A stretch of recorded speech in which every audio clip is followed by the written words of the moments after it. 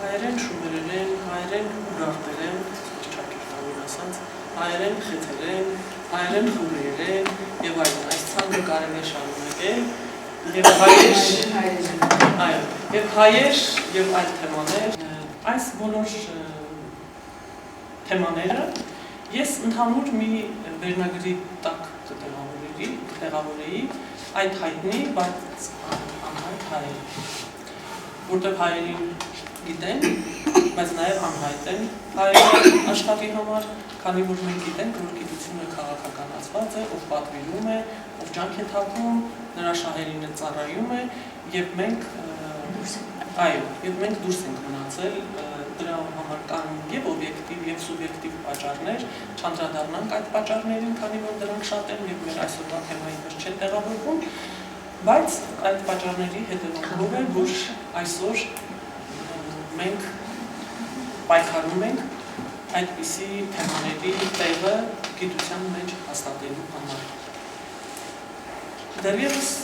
30 տարի առաջ էր, երբ որ մենք հայտնի գիտնական Բելի Գերիցյանի հետ գիտությունների ակադեմիայի գիտության ինստիտուտի քարեդարի ամբիոնում է աշխատում, նրա հետ զրույցում առաջին անգամ լսեցինք, որ շումերները դա նույն հայերն են։ Նա ինքը քաղաքակրթական տեսանկյունից է եկել հասել դրան, ուսումնասիրելով մշակույթը, արժեքները եւ այլն ոճերը մշակութային։ Հետագայում, երբ որ Վիլենը Սաֆարյան 2003 թվականին տպագրեց իր գիրքը հայերենի շումերերենի առողջությունների մասին, մենք ուրախացանք եւ հիմա առավել եւս ուրախ ենք, որ Արմեն Դավթյանը իր պատկառների այս հրաշալի աշխատությամբ անցած տարվանից արդեն իր ուսումնասիրությունները ամփոփել է այս հատորյակի մեջ եւ հուսանք, որ սա միակը չի մնա Արմենի համար, մենք մեծ հույսեր ենք կապում բոլորս, ովքեր որ շահագրգիռ են ազգային խնդիրներով, այո, ազգային գիտության զարգացման, հայերի դերի ճշտումով աշխարհում, բոլորն էլ շատ կարծում եմ, որ ուրախ կլինեն այդ աշխատանքների շարունակության համար։ Հիմա ասպարեզը թողնենք պարոն Դավթյանին եւ լսենք նրան։ Բարև ձեզ։ Ես ուրախ եմ, որ հետաքրքրություն կա այս թեմայի շուրջ, այս թեմայի նկատմամբ։ Ես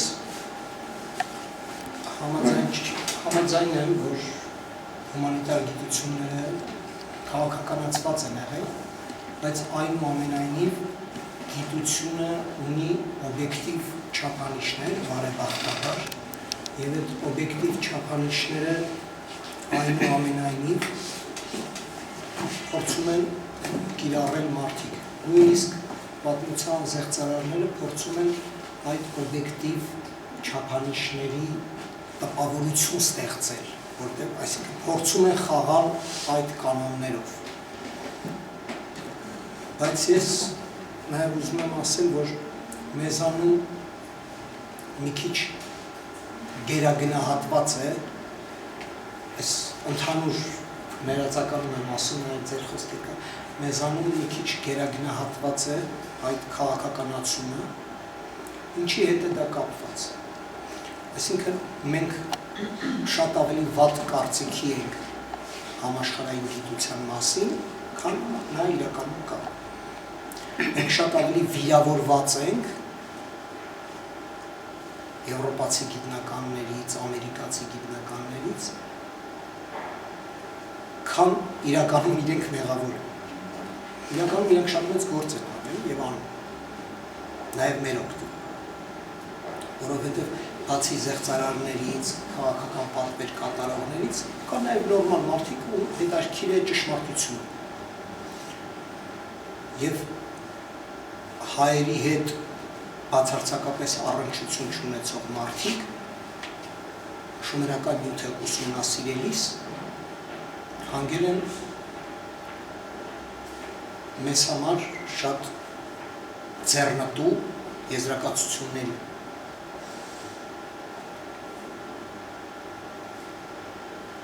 Մենք պիտի շնորհակալ լինենք այն եվրոպացի գիտնականներին եւ ամերիկացի, ովքեր եղել են հսկայական շումերական նյութ, դասել են, վերցանել են, հրատարակել են Ուրեմն իրենց արածի հիմքի վրա է, որ մենք այսօր կարող ենք այդ իրենց դրած հիմքի վրա նոր քարեր շարել։ Ուրեմն այս քարտեզը սա հայոց լեզվի անջատման քարտեզը։ Ինչպես գիտենք, հայերենը եվրոպական լեզվաընտանիքի պատկանող լեզու է եւ այդ նախնական մեկ լեզվից եղել է մի ազգ, որ խոսել է մեկ լեզվով եւ հետո անջատվել լեզուները, սկսել են բաժանվել։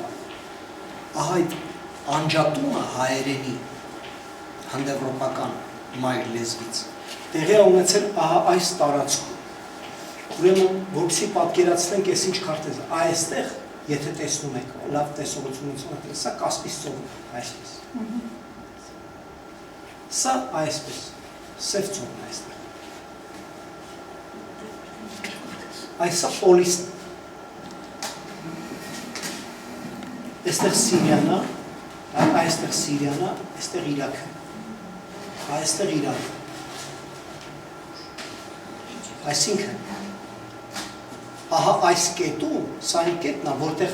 ընդհանում են Սիրիայի սահմանը, Իրաքի սահմանը, եւ այսօրվա Թուրքիայի սահմանը։ Այստեղ։ Սա այսօրվա Հայաստանն է։ Ինչ եմ ուզում ասել։ Այս քարտեզը։ Սա այն տարածքն է, որտեղ հայոց լեզուն անջատվել է հնդեվրոպական մայր լեզվից։ Ինչ է նշանակում հայոց լեզուն անջատվել է մայր լեզվից։ Այս տարածքում ապրողները սկսել են խոսել հայերեն։ Պարզ է, որ այդ մի օրում չի եղել։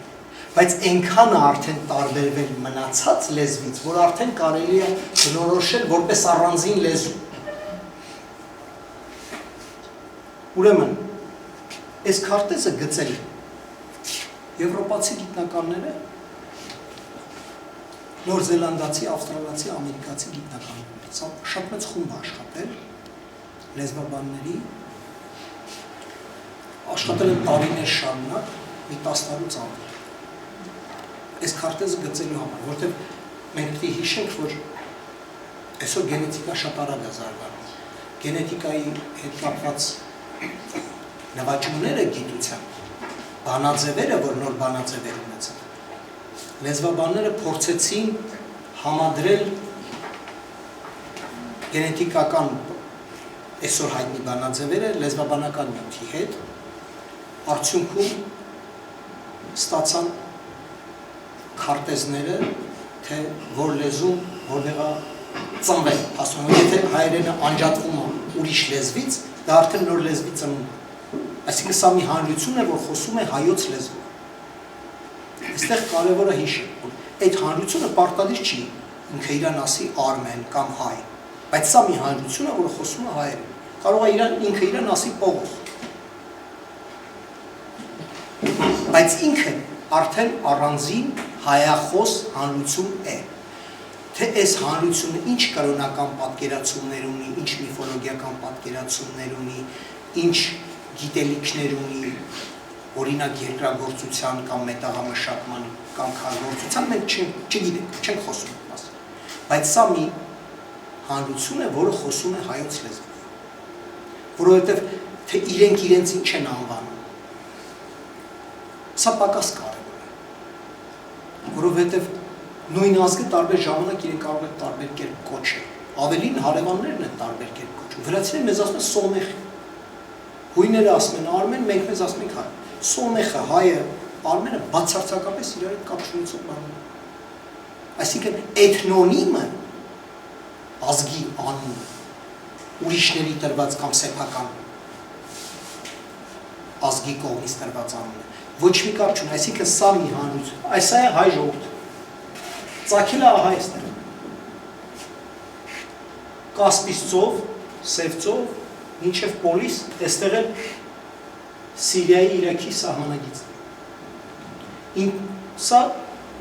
քարտեզը, որը հրապարակվեց 2011 թվականին։ Կրկնում եմ, սա շատ մեծ գիտնականների խմբի, շատ երկար տարիների աշխատանքի արդյունքը։ Ես մենք չենք ասում, ես իրանք եմ ասում, և մենք շնորհակալ ենք իրենց։ Սա օբյեկտիվ գիտնականների, ոչ զեղծարարների, իրանք պատվեր չեն կատարել, իրանք կատարել են պատվեր, որովհետև պատկերացնում եք, չէ, դա այդքան տարիներ, դա ինչ միլիոնավոր ծախսերի պրոյեկտ էր դա։ Ոնց որ գենոմի գտնելը հսկայական ծախսերի հետ կապված պրոյեկտ էր, որ Եվրամիությունը տվեց, 1000 տեսակ ֆոնդեր տվեցի։ Բայց պատվերը այն չէր, որ ասեք հայերը գոյություն չունի։ Պատվերը այն էր, տեսնենք հնդեվրոպական որ լեզուն, որտեղ ոնց անջատվել եւ երբ։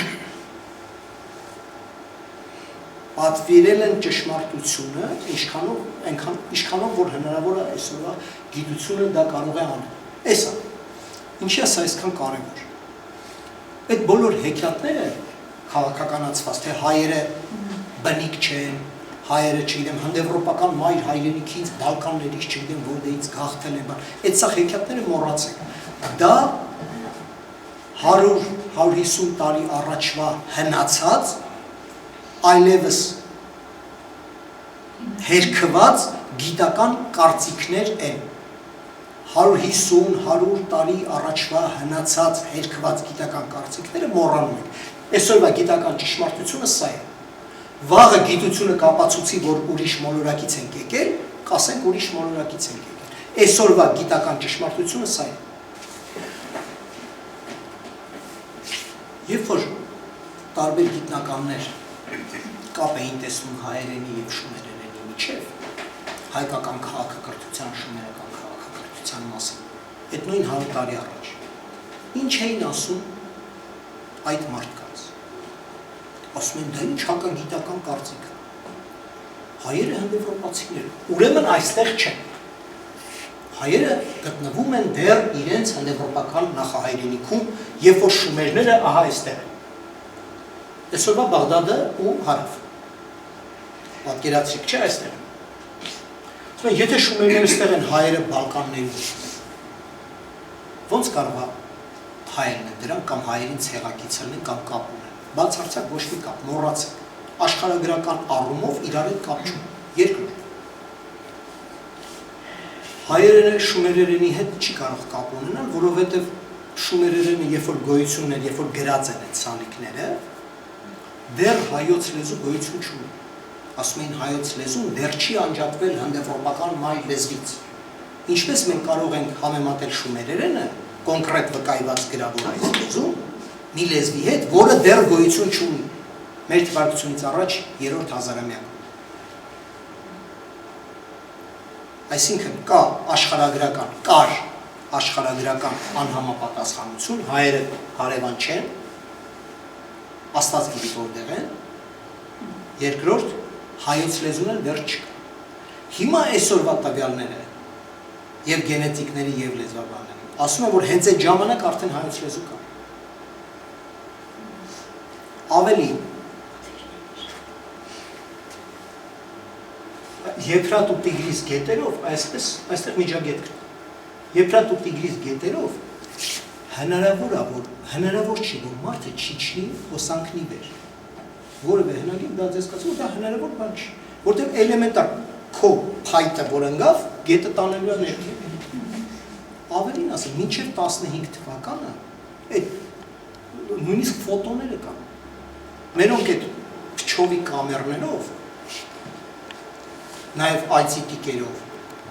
կամերներ էին սարքում, Եփրատով ապրանք էին իջացնում ներքև, գյուղացիք ծախում են։ Ոնց որ 3000 տարի առաջ պատմիչների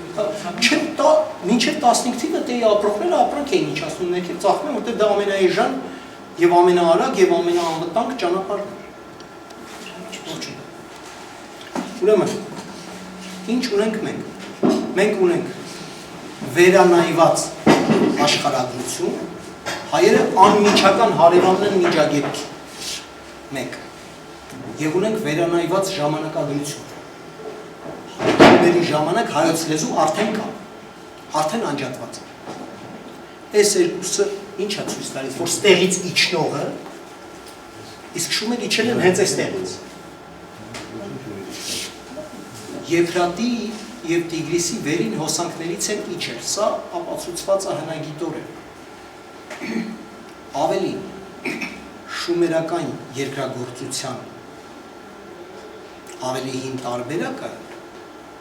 ավելի կոնկրետ, նույնիսկ կա թե ինչ տեսակի գարի է, դա 6 շարքանի գարին։ 6 շարքանի գարի տեսակա, որի հասկի վրա 6 շարքա, ամեն շարքը 10 հատ։ 6 շարքանի գարի է։ Եվ դա հյուսիսային միջագետքում է տեղված։ Այն հյուսիսային միջագետքում, որ մեր աղբյուրները կոչվում են միջագետ քայոց։ Այսինքն հնագիտորեն էլ նույնիսկ գիտեն, թե հացահատիկի մշակումը ոնց է կամաց իջել ներքև։ Այսպիսով, մենք ոչ միայն իրավունք ունենք, այլև մենք պարտավոր ենք ստուգել, արդյոք ստեղից, եթե այստեղ է հայոց լեզու եւ այստեղից իջնում են միջագետ, այս իջնողները հայախոս են, թե չէ։ Եթե հայախոս են, ինչով է դա արտահայտվում։ Ուրեմն շումերերենում մենք պիտի ունենանք հայերեն բառեր։ Հիմա այստեղ կա մի հատ ուրիշ բան։ Օրինակ ֆրանսիացի մշակութաբանը հանգել էր նրան, որ շումերական ճարտարապետության շարունակությունը ողջ տարածաշրջանում մենք տեսնում ենք միայն հայերի մոտ։ Նույնիսկ ուշ միջնադարում, նույնիսկ մինչև հազարաշենը կա մենակ Շումերում ու Հայաստանում։ Այսինքն մյուս ազգերը, որոնք ապրել են այդ տարածքում, մշակութային ժառանգորդը չեն։ Այդ ֆրանսիացի անունը միշտ նորանում շատ բարդ անուն էր, հեսա կայշին կասեմ։ Ապացուցում է, որ ինք չի ասում շումերները հայ, ասում է շումերական ճարտարապետության շարունակությունը մենք տեսնում ենք միայն Հայաստանում հայերի մոտ։ Նույնիսկ ուշ միջնադարում։ Այսինքն տարբեր գիտնականներ, տարբեր բաներ ուսումնասիրելիս գալիս էին հանգում էին ընդհանրությունների։ Մեկ ուրիշը, օրինակ գերմանացի լեզվաբանները 30-ական թվերին, 40-ական թվերին ասում են, որ սա հնդեվրոպական լեզու է շումերը։ Ավելի մեր բառարանում Մալխասյանի բառարանում, եթե դուք բացեք կարդաք, սումերացի։ Շումեր նույնն է, որտեղ սեպագիրը շանուսը չի տարվում։ Սումերացի դիմացը գրած է։ Հնդ կա եվրոպական ժողովուրդ։ Բայց դա 44 թվին հրատարակվել է գիրք, այդ բառարանը։ Մալխասյանի 4 հատորներ են, հայերեն բացատրական բառեր։ Ինչ եմ ուզում ասել։ Այսինքն երկրորդ համաշխարհայինից հետո այն գերմանացի լեզվաբանները, ովքեր ասում են, որ շումերերենը հնդեվրոպականը, հայտարարվեցին ֆաշիստ։ Որտեղ այն ժամանակ դե չէին ասում հնդեվրոպական, ասում են արիական լեզվաընտանիք, բայց տերմինի հարց չի։ Հիմա ասում են, ասենք հնդեվրոպական, որ բան չլինի, քաղաքականապես կոռեկտ է։ Ինքը ամեն ինչ ուզում եք դեր, դա նույն լեզվաընտանիքի մասին է խոսքը։ Եվ երկրորդ համաշխարհայինից հետո քաղաքականացվեց այդ հարցը։ Հիմա բոլորին ձեռնտու ասել, որ չգիտենք ինչ լեզվաընտանիք է, կովկասյան չի, սեմական չի, հնդեվրոպական չի, թուրքական չի, չգիտենք ինչ է, սա բոլորին ձեռ է տալիս։ Բոլորին ձեռ է տալիս, որ շումերական այդ մեծ ու հզոր այդ հարուստ քաղաքակրթությունը չունենա ժառանգորդ, չունենա իրավահաջորդ։ Մնա անտեր։ Ասում են դե դա մարդկության քաղաքակրթական հարստությունը, ով ինչ վերցրել։ Թաղումները ուսումնասիրողները, երբ որ պեղում են, տեսնում են, որ թաղումները հիմնականում խսիրի պարկի մեջ են թաղում, ճիշտ այդպիսի թաղումներ կան Հայաստանում, խսիրի պարկի մեջ, դա պատանքի մեջ է, բայց խսիրում։ Հետո գանգերը նայեցին, ասեցին, սրանք մաքուր հնդեվրոպական գանգեր։ Եվ ավելի սրանք հենց արմենոիդ գանգեր։ Բայց այս ամեն ինչը ազգ ցույց չի տալիս։ Ազգ ցույց է տալիս լեզու։ Աշխարհում խորիներն են Արմենոյի գանգով խեթերներ եւ այլն եւ այլն։ Վրացիների կեսն Արմենոյի կեսը շատ։ Բայց դա հայ չի։ Հայը նա է, ով խոսում է հայերեն։ Ուրեմն ամենահին հնդեվրոպական լեզուն, որ հայտնի է գիտությանը, տեսա, հեթիտ, տեսնում եք գրած է հեթիտ։ Խեթերին։ Խեթերենի, այսպես ասած բարբարներ են համարվում լուվիերենը, լիկիերենը։ Բայց սրանց հարցը դեռ այնքան էլ պարզ չի, որտեղ աղբյուրներում շատ քիչ բան է հայտնի, դրա համար լուվիերենի, լիկիերենը ավելի ենթադրական է։ Ահա սա խեթերենի։ Գիտությանը հայտնի ամենահին հնդեվրոպական լեզուն, որ մեր թվարկությունից առաջ առաջին հազարամյակում արդեն վերացավ։ Դադարեց գոյությունը։ Հաջորդը, ամենահին հնդեվրոպական լեզուն, հաջորդը ով է։ Խեթերենը իր լիկիական լուվիական բարբարներից է, ով է։ Classical Armenian Թոխարյան, AB, այս նույնը։ Classical Armenian գրաբարն է, դասական հայերեն է կոչվում եվրոպական լեզվաբանության մեջ։ Ուրեմն թոխարերենը եւ հայերենը իրար հետ եղել են մեկ լեզու։ Այսինքն եղել է մի ազգ, որ խոսել է ահա այդ լեզվով, հետո ահա այս ազգից բաժանվել է երկու ճյուղ, երկու լեզու, մեկը թոխարերենը, մեկը հայերենը։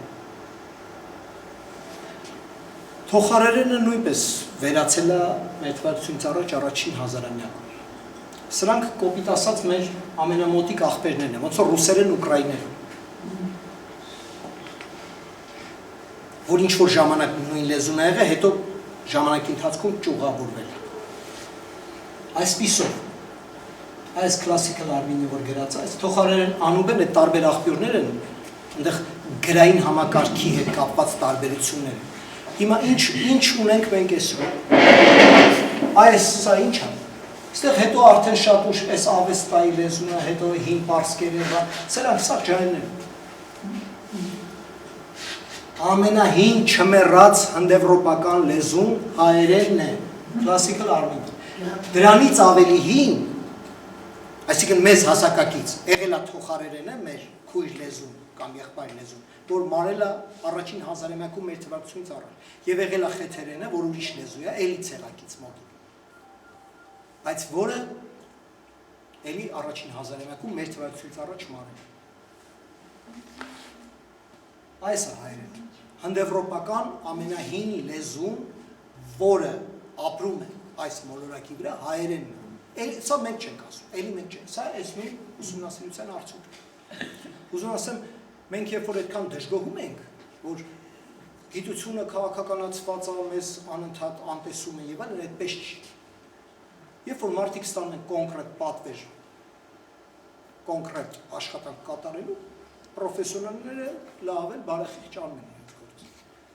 Ուրեմն այստեղ մենք շնորհակալություն հայտնենք, որ իրանք եղել են օբյեկտիվ։ Այստեղ կա մի կարևոր հարց։ Մեր հայերիս պարագայում մեր վիճակը բացառիկ ինչ իմաստով։ Մենք որևէ կարիք չունենք որևէ բան կեղծելու կամ ենթադրելու։ Մեզ անհրաժեշտ է ճշմարտություն։ Ինչքան օբյեկտիվ ճշմարտություն հայտնագործվի գիտության մեջ, համոզված եղեք, որ մեր օգտին է։ Մեզանից պահանջվում է մի բան, որ գիտությունը զարգանում, որ հնարավոր լինի ստուգել։ Օրինակ, առաջ մի հատ կուժ էին գտնում,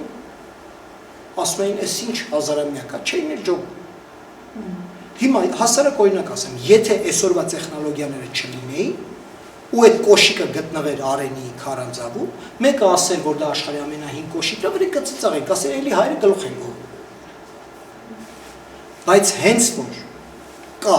տեխնոլոգիա, որով հնարավոր է ստուգել, այո, շատ թանկ տեխնոլոգիա է, այո, եվրոպական լաբորատորիաներ են, բայց այդ մարդիկ հոսուտ չասեցին, որտեղ արդեն հնարավոր չի սուտ ասել, կան տեխնոլոգիաներ, որոնք իրար ստուգում են, հայերեն շումերերեն կապերը բացառելու բոլոր տարբերակները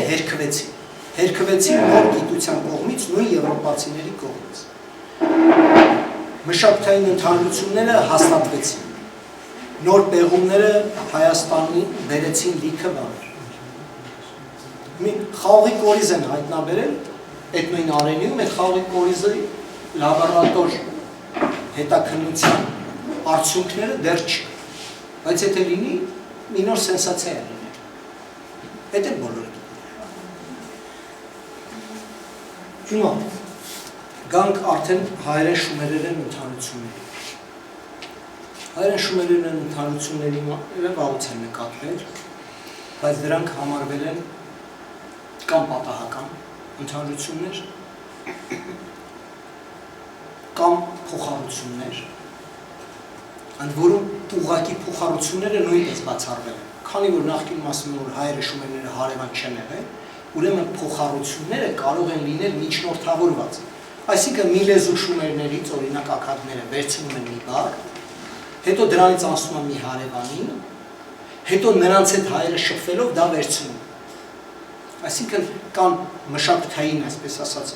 այն ինչ որ պայմանականորեն կոչվում են տեխնոլոգիա, օրինակ թոնիրը տեխնոլոգիա է եղել ժամանակին։ Թոնիր բառը ամբողջ տարածաշրջանի բոլոր լեզուներում կա, թոնիր, թոնդիր, թունդիր։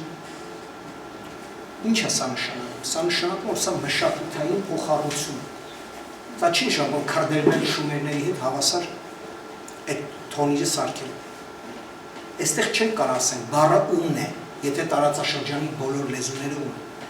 Եվ հայերեն շումերերեն ընդհանրությունները փորձում էին ահա այս տարածաշրջանի ընդհանրություններով բացատրել։ Ոմանք բացատրում են, որ գուցե շումերերենում կա հնդեվրոպական ենթաշերտ եւ այդ քանով այդ հնդեվրոպական ենթաշերտը, քանի որ հայերենն էլ հնդեվրոպական լեզու է, ընդհանուր է եւ այլն։ Այսինքն փորձում են ահա այսպիսի բացատրություններ տալ պարզ բաների։ Դրա համար շատ կարևոր էր այսօրվա գիտության լույսի ներքո ստուգել շումերերեն հայերեն ամբողջ բառապաշարը։ Ինչքան բառ որ մեզ հայտնի է, համեմատել հայերեն բառերի հետ։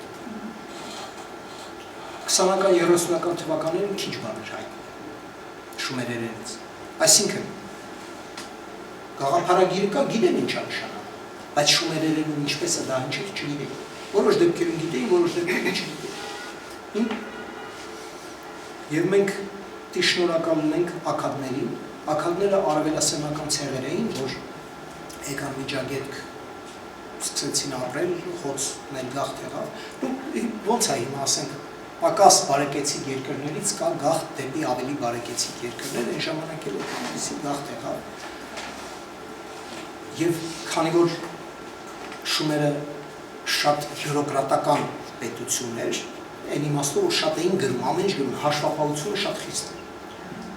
Պետք է գրի առնել, այս ինչ այգուց հավաքվեց այսքան բերք, որից այսքանը պիտի տրվի տաճարին, այսքանը պիտի բաժանվի աշխատողների մեջ։ Նույնիսկ երբ որ ջուրը կապում էին, ես այդ օրինակը շատ եմ սիրում, երբ որ ջուրը կապում էին, որ այգիները ջրե, այդ ջրի հետ ձկներ էին գալիս։ Հատուկ մարդ կար, որ կողովով այդ ձկները հավաքում էր այգու մեջից, մարգերի մեջից։ Ու գրում էր, որ այս մարգերից հավաքվեց այսքան կողով ձուկ, այդպիսի գրագրություն կար, պարտադիր, հաշվապահություն կար։ Ու պլյուս կրոնական անհրաժեշտությունները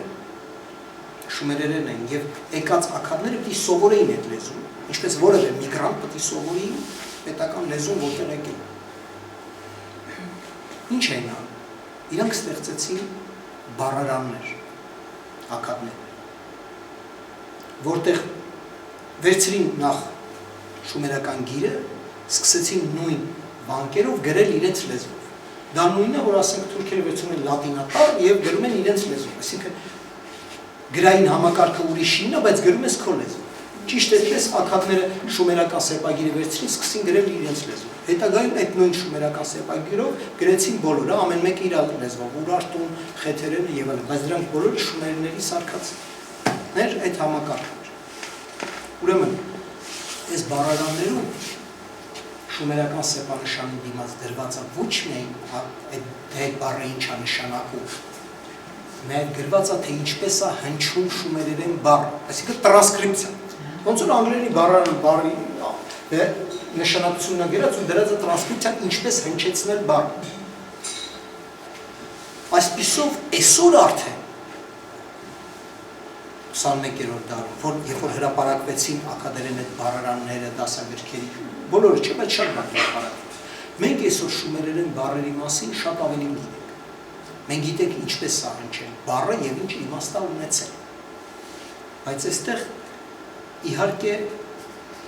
կա որոշ աղավաղ։ Աղավաղման պատճառը հետևյալն է։ Երբ որ մենք փորձում ենք մի լեզվով արտահայտել մեկ ուրիշ լեզվի բառ,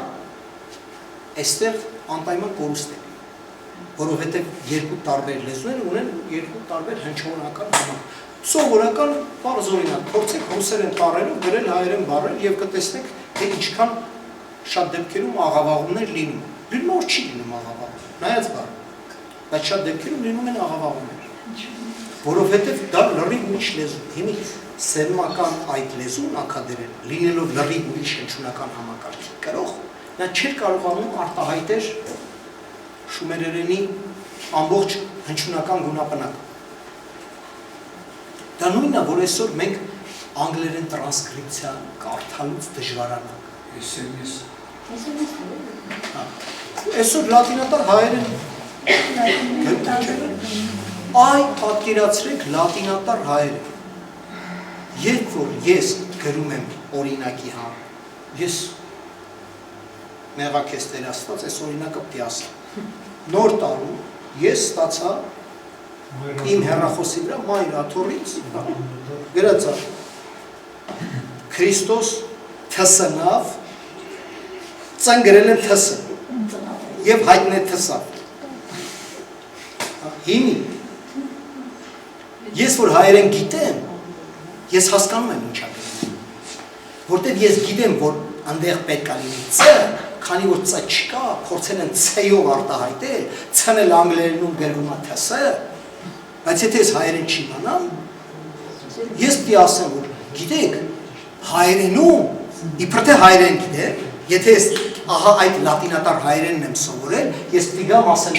թսնավ, հայտնե թսավ, եւ բոլորին պետք է թվա, որ ես հայերեն եմ խոսում։ Իրականում սա աղավաղում է։ Մոտավոր ճշտությամբ եմ ես խոսում։ Ահա այս ակադերենի աղավաղման պահը կա։ Դա գիտակցում են բոլոր գիտնականները, որտեղ պարզ է, որ սեմական այս լեզուն չի կարող ոչ սեմական մեկ այլ լեզվի հնչյունական համակարգի հետ համապատասխան հնչողություն ունեն։ Ուրեմն, որն էր իմ խնդիրը, իբրև լեզվաբան, փորձել գտնել այն օրինաչափությունը, թե շումերերեն որ հնչյունը ինչպես է արտահայտվել ակադերեն տրանսկրիպցիայի մեջ։ Կոպիտ ասած, եթե գրած է աստղիկ ռուսերեն, մենք գիտենք, որ այդ խեյտերը ղ է, որտև հայերենը գիտենք։ Եթե մենք հայերենը չգիտենք, մենք չգիտենք այդ բառը ոնց է հնչում, մենք ենթադրում խ-ը եղել է։ Կամ հակառակը, եթե գրած է գեգամ, մենք չգիտենք դա գեղամ է, թե գեղամ չի։ Եթե հայը գիտի, ուրիշ մեկը չգիտի, ինքը գրում է գեգամ։ Ինքը տեսականորեն իբրև լեզվաբան, գիտի, որ այդ գեյտա կարա լինի ղ, ինքը ասում է, եվրոպացի լեզվաբան ասում է, ստեղ կարա լինի ղեղամ, կարա լինի ղեգամ, կարա լինի գեղամ, երկու գեյերի տակ էլ կարա ղ, բայց կարա չլինի։ Այսինքն միայն պիտի գտնես այն լեզուն, որը ճշգրիտ ցույց է տալիս ինչպես հնչեցնել։ Այսպիսով ես տրանսկրիպցիաների վրա,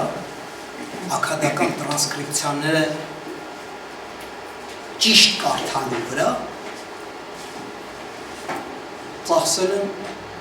4.5 տարի և կարծում եմ, որ գտել եմ սկզբունքը։ Ուրեմն, սկզբունքը շատ նման է այն սկզբունքին, որով ռուսները գրում են հայերեն բառերը։ Կամ անգլերեն, լատինատար գրում են հայերեն բառերը։ Նույն սկզբում։ Ուրեմն ջեն, ջը չկա սեպարական։ Ջեն արտահայտում են դեյով։ Այսինքն շումերում կա ջը, ակադները չունեն ջը։ Ոնց որ ռուսները չունեն ջը։ Ռուսները ոնց են գրում են դեժ։ Ակադները պարզապես գրում են դե։ Օրինակ, ջուր բառը գրված է դուր։ Ռուսները պետք է գրեին դժուր։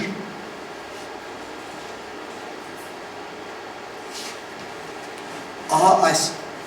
հայերենում գոյություն ունեցող հնչյունները, որոնք գոյություն չունեն լատինատառում, մենք ստեղ պետք է չմոռանանք, որ կա նաև մեկ այլ պրոբլեմ։ Վերցանողները եվրոպացի են, նրանք էլ լատինատառ են վերցանել։ Այսինքն մի կողմից ունենք ակադերենի արդեն աղավաղում, մյուս կողմից ունենք լատինատար գիտնականի վերցանում լատինատար։ Այսինքն երբ որ հասկացանք, թե ինչ ձևով են գրված հայերենի ղ, ծ, ճ, ջ, ձ, ամեն ինչ ընկավ իր տեղ։ Արդեն իմանալով դա ես սկսեցի ստուգել ամբողջ բառապաշարը, ինչ որ հայտնի է շումերերեն։ Ու ստացա հետևել արդյունքները։ Այս գրքում 2000-ից ավել հայերեն բառեր կա շումերերենի հետ նույնը։ 2000-ից ավել։ Այստեղ ես ենթադրում եմ, որ 100-ից 150-ը ինձ համար կասկածելի է, բայց ես այնուամենայնիվ դրել եմ, որ հետագայում հնարավոր է լինի ստուգել։ Կարող է պարզվի ճիշտ է իմ կռահումը, կարող է պարզվի պարզապես նման։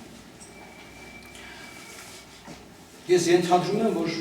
կարա լինի ևս 100 սխալ։ Բայց այդ շումերերեն տեքստերը 3-րդ հազարամյակ են մեր թվարկությունից առաջ։ Հիմնական տեքստերի մեծ մասը, որ նաև արտագրությունները 20-րդ դարում տեղի ունեցավ շումերական մշակույթի, այսպես ասած, վերելք եւ գրավոր մշակույթի վերելք, երբ որ սկսեցին հին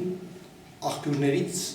այն ինչ որ իրենք համարում էին կարևոր արտագրել, այսինքն գրչության կենտրոնները։ Ոնց որ մեր մոտ գրչության կենտրոններ կան, ասենք 15-րդ դարում գրի էին առնում խորենացուն,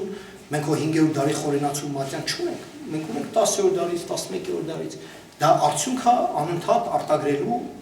եւ գրչության կենտրոնների։ Ուրեմն 20-րդ դարում այսպես կոչված դպրոցական շումերերենն է, երբ որ հսկայական քանակությամբ տեքստեր սկսեցին արտագրել պատմության համար պահել։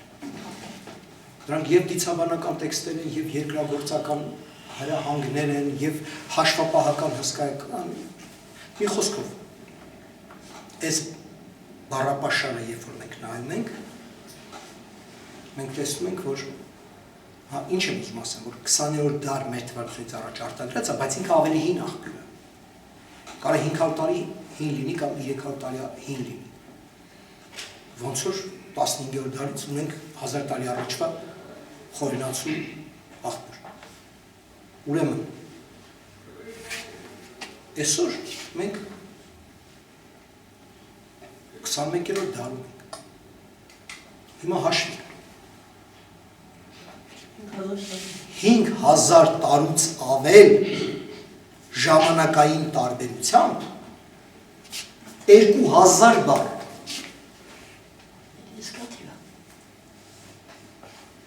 Դա ինչի մասին է խոսում։ Դա խոսում է ասում, որ խոսքը նույն լեզվի մասին։ 2000 բառ բառացի տառացի նույնության չի կարող լինի 5-6000 տարվա տարբերությամբ։ Որովհետև լեզուները փոխվում են ժամանակի հետ։ 2000 արմատներով։ Հա, արմատի մասին եմ խոսում, այստեղ բառարմատ։ Իհարկե հետաքրքիր որ նաև բառեր կա։ Ինչն է հետաքրքիր որ բառերը ահոդակապ չկա, ուղղակի կապած են իրար։ Ասեն գրած է այգու ծեգա։ Երկու բառ, այգ եւ ծայգ, ծեգ։ Սա մեր հայկական ժամանումների առաջին ժամանումն է այգ, երկրորդ ժամանումն է ծայք, ծայք կամ ծեք, նույն բանը։ Ուրեմն ընդեղ դա բարդ բառ է, այգ ու ծեք, նաև բարդ բառ է, ուրեմն բառանը բերել են, իրենք չգիտեն, որ դա բարդ բառ է, իրենց այգ ու ծեք դիմացը անգլերեն գրած է լուսաբաց, արշալից։ Իրականում դա բարդ բառ է, հայերեն այգ և ծայք բառերն են, այգ ու ծեք։ Իսկ ինչու այգու, որովհետև այգ բառը գրափարում, պատկանում է ու հոլովման, սեռականն է այգու, այդ որ ասում են էքուց, հետի այգուց, բարդ բառեր կան, որ իրենք չգիտի, որ բարդ բառը, գիտնականներ չգիտի, պարզապես դա գրած է ակադերեն բառերն ու դիմացում է այդ ակադերեն բառից իմանում են ինչա նշանակում, բայց հայ գիտի, որ դա բարդ բառ է, որ այգը և ծեքը երկու տարբեր բառեր, ոցից լիքը բառեր կա, որ իրենք չգիտի, օրինակ գրած է բան, խառ մազեր, հենց տենց, խառ մազեր, դիմացը գրած է, ենթադրում եք, որ մազերը գզգզված են ինչ, խառն է մազերը, մազերը խառ մազեր, մազերը խառն են, ընդեղ կոնտեքստից ենթադրել են, ասում են չսաներված կամ գզգզված մազեր, երբ որ այսօր են ասում մազերը խառն, իրենք չգիտեն, որ դա բարդ բառ է, իրենք գիտեն, թե դա մի բառ է, որը տես պրիչոսկա է գզգզված նշանակում, չնայած առանցին էլ կա մազեր, հենց էրով, հոգնակիրով, իրենք չգիտեն, որ դա հոգնակի է, գրած է մազեր, բայց իրենք չգիտեն, որ դա հոգնակի է, դիմացը գրած է անգլերեն, հե, մազ, անգլերեն էլ չունի հոգնակի, իսկ հայերեն ունի հոգնակի, մազ, հոգնակի մազեր, քանի որ ընդեղ հոգնակի չկա անգլերենում, իրանք չեն կարա գրեին հոգնակի, ու չեն է պատկերացրել, այսինքն, քանակից բացի, իստեղ գալիս է հաջորդ հարցը, քանակից բացի շատ կարևոր է որակը, ընդհանրությունները, ինչու է կարևոր, որովհետև հենց հիմա մենք ապրելով Երևանում, լինելով հայ, կարող է ոտից գլուխ, այսենց օտար բառեր օգտագործենք, սարոջկա, չգիտեմ, շալվար, մայկա, նասկի, այսինքն ժամանակաշրջանը և կարող է շատ բան կենցաղում և փոխում, բայց միշտ չի իհարկե, որ դա մտնում է գրական լեզու, այդ իմաստով հայերենում ֆանտաստիկ քանակությամբ բոլոր բարբառներում թուրքերեն բառեր կան, բայց գրական լեզու համարը ոչ մի բառ չի մտել թուրքերեն, շատ քիչ է։ Ինչ եմ ուզում ասեմ։ Եթե դու ոտից գլուխ օտար բառեր ես օգտագործում, քո հագուստի, դա չի նշանակում, դա ընդհանրապես փոխառություն է։ Դա չի նշանակում, որ հայերենը եւ ռուսերենը ունեցան, չգիտեմ, 20 հատ ընդհանուր բառ։ Բայց եթե ունեցան էլ, փաստորեն մենք ունեցանք, չէ՞, սարոջկա, մայկա, նասկի, դա որակ չի, դա քանակ է ընդհանուր։ Չայնիկը, խալաձելնիկը, կոմպյուտերը, տելևիզորը քանակ է, որակ չի։ Դա չի խոսում բացարձակապես հայերենի եւ ռուսերենի որևէ կապի մասին։ Ուրեմն, շումերերենում եւ հայերենում եթե կան ընդհանրություններ, այդ ընդհանրությունները ինչ տիպի են։ Դա միայն քանակ է, թե որակ։ Որակը ցեղակցություն ցույց տվող բառերն են, այսպես կոչված հիմնական բառապաշար։ Ինչ է նշանակում հիմնական բառապաշար, լեզվաբանները ինչ են հասկանում հիմնական բառապաշար ասել։ Ուրեմն Սվոդեշ անունով գիտնական կար, որ Աֆրիկայի վայրենի ցեղերից սկսած ուսումնասիրեց եւ բառերի ցուցակ կազմեց։ Այդ որ բառերն են, որ որպես կանոն մի ազգը ուրիշ ազգից չի վերցնում։ Պարզավոր խալաձելնիկ, տելևիզոր, կոմպյուտեր սաղը վերցնում։ Այսինքն դա տեխնոլոգիաների հետ կապված բաներ են, որ մենք մյուսից վերցնում։ Քաղաքակրթական նվաճումները։ Նվաճումը վերցվում է անունի հետ միասին, բայց որևէ ազգ մի հատ ուրիշ ազգից չի վերցնում մենք բառը։ մենք, ես, ձեռք, ոտք, աչք, մազ, այդ բառերը ոչ մի ազգ, ինչքան էլ վայրենի լինի, ինքը ուրիշ ազգից չի վերցնում, ինքը ունի այդ բառը, ձեռք, ոտք, աչք, քիթ, բերան, կրակ, այրել, հետաքրքիր է, որ այդ ցանկում է շուն, իբրև առաջին ընտելացված կենդանի կամ առաջիններից մեկը։ Սվոդեշը կազմեց 100 բառանոց մի ցուցակ, այդպես կոչվում է պայմանական Սվոդեշի ցուցակ։ Այսինքն, երբ որ ասում ենք հիմնական բառապաշար, հասկանում ենք տվյալ լեզվի հիմնական բառամթերքը կազմող բառերը, որոնք վերցված չեն մեկ այլ լեզվից, որպես կանոն չեն վերցվում, դրանք բացառիկ դեպքերում։ Եվ ահա հենց այդ բառերը աչք, տեսեք, մի անգամից ասենք, հայերեն ակը, նույնը ինչ որ ռուսերեն օկը, ռուսերեն օչի հոգնակի, հայերեն աչ, քն հոգնակի է, նույն բառի ակ օկը, աչ օչ, մի անգամից ցեղակցությունը զռում է, որ մենք գործ ունենք ցեղակից լեզուների հետ, բայց եթե մենք վերցնենք տրակտոր բառը, ոչ մի չենք պարզի։ Ուրեմն Սվոդեշի ցուցակը, երբ որ մենք նայում ենք շումերերենի, հայերենի, ես հատուկ առանձին աշխատանք գրեցի, բազմապետում ատպվել, Սվոդեշի ցուցակի բառերը, այսինքն հիմնական բառապաշարի բառերը։ Եվ ինչ արդյունք մենք ունենք։ Ուրեմն ձեռք բառի հետ կապված ասեմ շումերերենում ինչ բառեր կան։ Ուրեմն ես ամբողջ խումբն եմ վերցրել իմաստային։ Ձեռ, բուր, կուրն, ծղի, ծղի հայերը նշանակում է ձեռք, այն ոսկե ծղի անահիտ, նշանակում է հատկապես այս հատվածը, բազուկից միջև էստեղ, ուրեմն կոշ, հայերը նշանակում է բռունցք, կոշ, բուր, մատ, ձեռ, ծղի, Գլխի, դեմքի մասեր։ Չէ, ես միայն ձեռքի համար ուրեմն ափը կա։ Կոչ կա բոլոր ոսկորների հետ կապված, ցցված բոլոր ոսկորները կոչվում են կոչ։ Ուրեմն ոտքից կա կոչ, կոր, այդ էլ անասունի կաչղակն է։ Ուրեմն մի հետաքրքիր բան ես պարզեցի ինձ համար, շշմելու բաներ։ Այս դռան պետլյանները, որ ծխին, ուրեմն, չեք պատկերացրել, դա շուներերեն բառ է, ծխնի բառի մեջ նին հոգնակի է, հայերենի սովորական հոգնակի է, որ շատ բառերի մեջ կա, բուն բառն է ծխ, այդ ծխը շուներերեն ծիղ բառն է, նշանակում է կրուկ, այսինքն ծխնի ասելով հասկացել են դռան կրուկ, երբ որ ես հինդրները ուրիշ սիստեմ ունեն, իսկապես կրուկ է, տեսել եք հինդրը ոնց է։ Երբ որ ես աճարանի բառանը բացեցի, ծխնի բառը բացատրելու համար, աճարանը դիմացը գրել է դռան կրուկ, իսկ հետո երբ որ ես բացեցի Մալխասյանի բառը, այնտեղ գրած է, որ առաջին իմաստն է այսօր դառել դռան կրուկ, բայց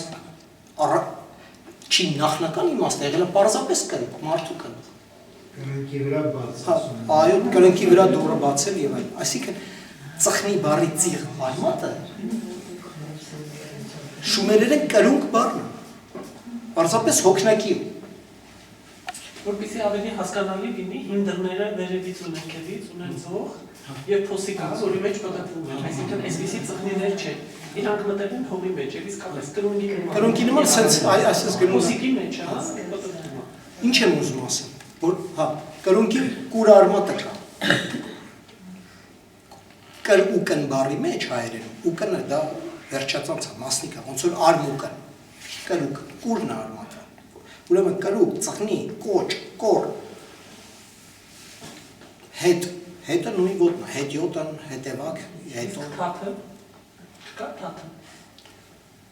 թաթ բառը կա, հենց թաթ, Ուրեմն ամբողջ հարցն է, որ եղունգը գրվում է գաղափարագիր, գրվում է ձեռք եղջյուր կոմբինացիան, ձեռքի վրա ինչն է եղջյուր, եղունգն է,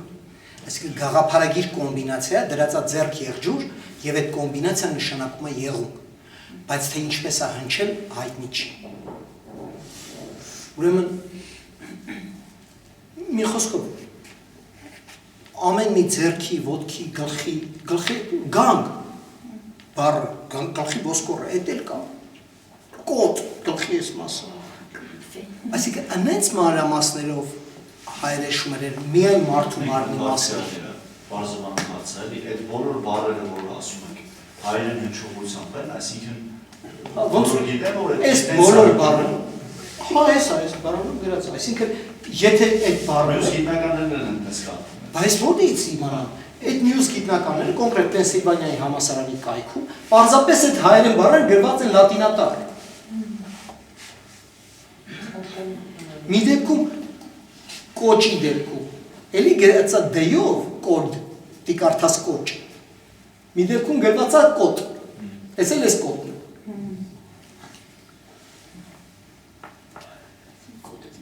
Ուրեմն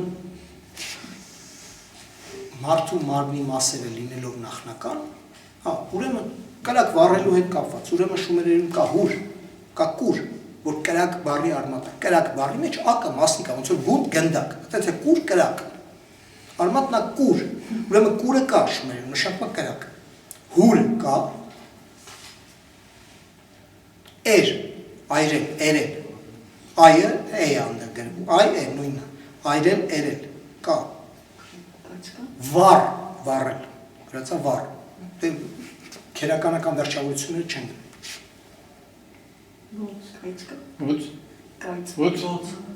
կայց կա, նույնիսկ կա կայց քար, գրածա քար գաղափարագիրը ու գրածա կայց ավելին կիզել այրել ուրեմն կիզ շումերերենում ունի երկու իմաստ, առաջին իմաստը կիզելն է, մյուսը արդեն դրա իմաստային անցումը, խորոված,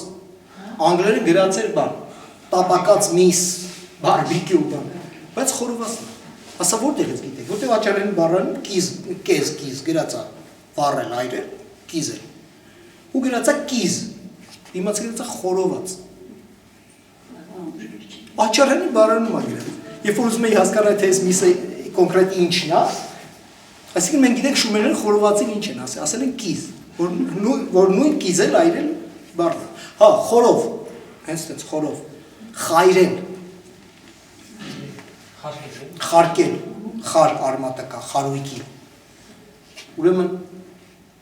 ամեն մի սվոդեշի բառացուցակի բառի դեմ մի հոմանիշի փոխարեն մենք ունենք 7-8 հոմանիշ, հայերեն շումերերեն ընդհանուր, տառացի նույնը, չի կարա այս երկու տարբեր լեզուներում մենակ ձեռքի հետ կապված 5-6 հոմանիշելու տառացի նույնությամբ, հա իրեք մատի հետ կապված, մատ շումերում նշանակում է վերջույթ ընդհանրապես, այսինքն ոտերի մատերն են վերջույթ, ձեռքերի մատերն են վերջույթ, խաղողի մատերն են վերջույթ, նախնական իմաստ եղել է վերջույթ ընդհանրապես, վերջույթներ, այսինքն քանակից բացի ունենք որակ նախնական բառապաշարի հետ եւ սա շատ երկար ժամանակ օգտագործում էին իբրև ջախջախիչ փաստարկ, որ դա չի կարող լինել հայերեն, որովհետեւ հնդեվրոպական լեզուները իբր թե չեն ունեցել էրգատիվ հոլով, իսկ ստեղ կա էրգատիվ հոլով, հիմա ասեմ էրգատիվ հոլովը մոտավորապես, քանի որ հայերենում չկա, դժվար է բառացի ասել, էրգարմատնա նույն ինչ որ հայերեն երկ, գործ, ոնց որ ասես գործիական հոլով, պայմանական, այսպես ասենք, հունարեն էրգատիվ, ուրեմն էրգատիվ հոլովը այն է, երբ որ ենթակա կառուցված է մի փոքր այլ կերպ, օրինակ փոխանակ ասես, ես վազեցի, ասում ես, վազումը տեղի ունեցավ իմ կողմից, մոտավորապես սենց է կառուցված նախադասության։ Շատ պայմանական եմ ասում, որտեղ կոնկրետ օրինակ չեմ կարող ասեմ, այսօրվա հայերենում չկա որ ասեմ, Ռուսերենում ու անգլերենում էլ չկա, որ ասեն պատկերացնենք։ Մոտավորապես սա է իմաստը։ Ուրեմն դրա համար շատ դեպքերում հարց է, սա ենթակա է, թե ենթակա չի։ Սա ուղղական հոլով է, թե ուղղական հոլով չի։ Ինչ պարզվեց հետագայում։ Ասում եմ, ինչքան նորություն հայտնվի գիտական ձեռքբերում նվաճումը լինի աշխարհում, մեզ օգուտ է։ Ավստրալացի մի գիտնական, որ ջահել տղա էր, ուզում էր պաշտպաներ, իր շեֆը ասեց, ուզում ես կարևոր գործ անես։ Հա, հիմի կարանք մի հատ սթից բանտակ պաշտպանես։ Մի հատ ֆանտաստիկ բան ասենք ես, գնա ես Ավստրալիայի աբորիգենների լեզուներ ուսումնասիրի գրյար, մեկը վաղը սրանք չեն ելնելու, իսկ քո աշխատանքը կլինի պատմության համար սկզբնաղբյուր։ Այս մարդը գնաց սկսեց Ավստրալիայի աբորիգեններից մեկի լեզուն, որ 100-120 հոգի մարդ է գնաց։ Ու սրանք ունեին այս երկաթի ոլորտը, ինքն էլ անգլերեն մտածող մարդը ոչ մի բան չի հասկանում, թե նախադասությունը ոնց է կարծված, բայց ինքը պետք է աշխատություն գրի լեզվաբան։ Ու ինքը այդտեղ փորձեց խորանալ, թե այս ինչա, ոնց է նախադասությունը ոնց է կառուցվում եւ այլն։ Ու հասկացավ, որ սա երկաթի ոլորտ է, սկսեց ուսումնասիրել աշխարհի երկաթի ոլորտները ու գրեց մի ֆանտաստիկ աշխատություն ինտերնետում կա։ Բանը տպեց, Օքսֆորդը տպեց, դրանց է կոչվում ergativity, ergativություն։ Ուրեմն հստակ ցույց է տալիս, որ ավեստայում կա ergativ հոլովի քարացած ձևեր։ Խեթերենում 100% դասագրքերում գրած արդեն ergativ հոլով կա։ Լինելով հնդեվրոպական լեզու, արդեն այսօրվա դասագրքերում խեթերենի կա։ Հնդկաստանի լեզուներից սկսած հնդեվրոպականից, մինչև ոչ հնդեվրոպական, բոլորը կա։ Խուրերեն, ուրարտերեն եւ այլն եւ այլն։ Գրափարում կան քարացած ձևեր։ Օրինակ ասում է Արտաշիսի գնացիա։ Բայց որևէ այսօրվա թարգմանիչ դա թարգմանություն Արտաշեսը գնաց։ Բայց եթե բառացի ճիշտ թարգմանենք, դառնում է Արտաշեսի կողմից գնացվեց գնացիա։ Այսինքն սրանք քարացած ձևեր են ergativ հոլով։ Այսօր թարգմանում են Արտաշեսը գնաց, բայց այնտեղ գրած չի Արտաշեսը գնաց, այնտեղ գրած է Արտաշիսի գնացիա։ Ավելին Մոսկվայում հայ լեզվաբան կա Էմա, էլի անունը մոռացա, մի եկահոդված գրեց գրափարին ergativ հոլովի քարացած ձևի։ Եզրակացությունը մեր ռեգիոնների կապված։ Ասում այս ամբողջ տարածաշրջանը շումերեն են, խուրիեր են, ուրարտեր են, հայեր են, վրացեր են, բոլորը ունեն, խեթեր են, բոլորը ունեն։ Սա մի ռեգիոն է, որտեղ բոլորը ունեն, անկախ լեզվանտանիքից, վրացերենը կովկասյան է, խեթերենը հայերենը հնդեվրոպական է, ուրարտերենն ու խուրիերենն էլ չգիտենք, բայց մեկը շումերերենն էլ չգիտենք, բայց մեկը այսպես է։ Այսինքն այսօր ապացուցված է, որ մեր տարածաշրջանում բոլորը ունեն։ Վրացերենը հաղթահարել, այսօր չունի։ Միջնադարում դեռ ուներ ergativ հոլով։ Այսինքն իսկ մենք ունենք Ուրարտուի ժամանակ, խորենացու ժամանակ ինչ-որ քարացած ձևեր են մնացել մենակ դեռ։ Բայց ունեցել։ Վիճակը ինչի մի կպա վերացել է այն ժամանակ։ Ինչ եմ ուզում ասել, որ այն, որ բերվում էր իբրև ջախջախիչ փաստարկ, որ եթե կա ergativ հոլով այդ լեզուն չի կարող լինել հայերեն, որտեղ չի կարող լինել հնդեվրոպական։ Այդ հեքիաթները մոռացեք։ Մեր տարածաշրջանում բոլորը ունեցել են ergativ հոլով, անկախ լեզվանտանիքից, այդ թվում հայերենը։ Եվ եթե Ուրարտուում եւ Շումերում կա ergativ հոլով, դա շատ նորմալ է։ Պետք է զարմանային եւ որ չլներ։ Բայց քանի որ լեզուն գնում է կատարելագործման բարձրացման, բնականաբար շատ լեզուներում դա հաղթահարվում։ Այսինքն այսօր ապացուցված է, որ առնվազն արևելյան կողմը հնդեվրոպական լեզուների ունեցել հին պարսկերենը ունեցել է, վեդայերենը, սանսկրիտ ունեցել է,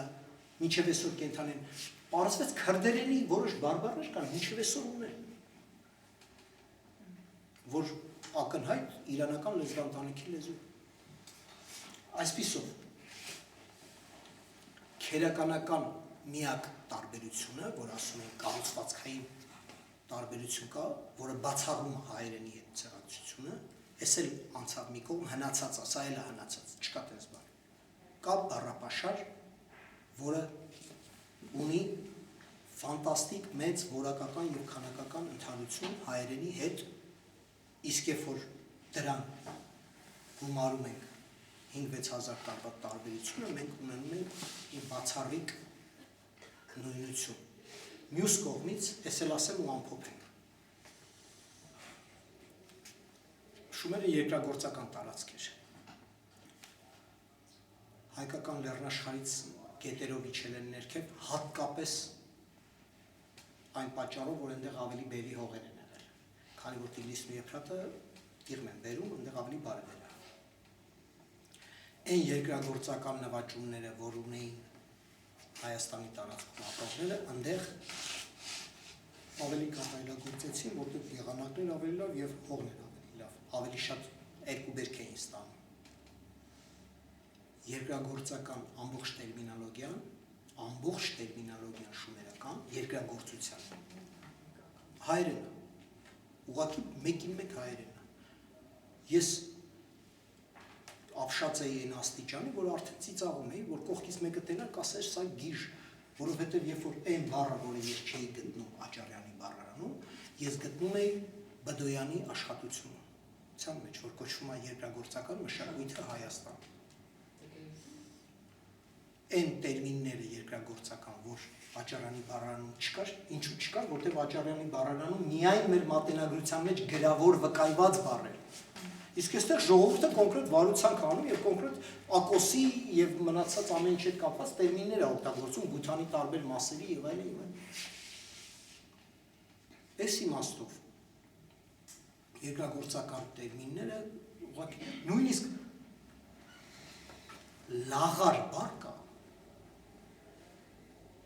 շումերեն գրած է լագար բառղան գեով է գրած լաղար որոշ բարբառներում կոչվում է լաղար, որոշ բարբառներում մեր կոչվում է լաղարակ։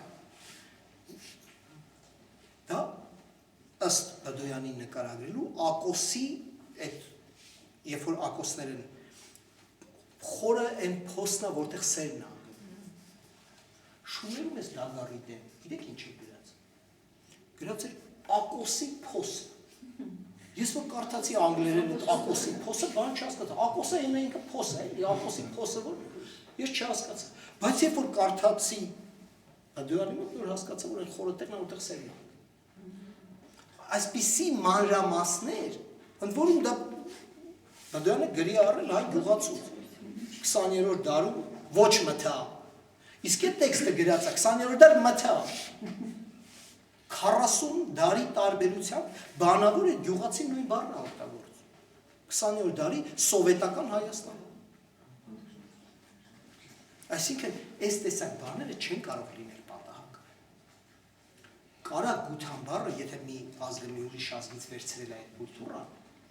կարա գութան բառը, բայց այստեղ մի հատ ուրիշ բան էլ կա, այդ երկրագործությունը հո ընդամենը երկրագործություն չի։ Բահից սկսած նույնությամբ այդ բառերը կան։ Գութան, արոր, վարելը հենց վարա, ցականել, տափանել, բոլոր բառերը կան, ցական, տափան, գործիքներում։ Հենց այդ բառացի նույն ձևով, ցական, տափան։ Ընդ որում տափը ունի բոլոր այն իմաստները, ինչ որ կա հայերենում։ Տափակից սկսած, հող գետին տափից սկսած, միջև տափանել, տափակացնել, միջև այդ գործիքը, ցականել։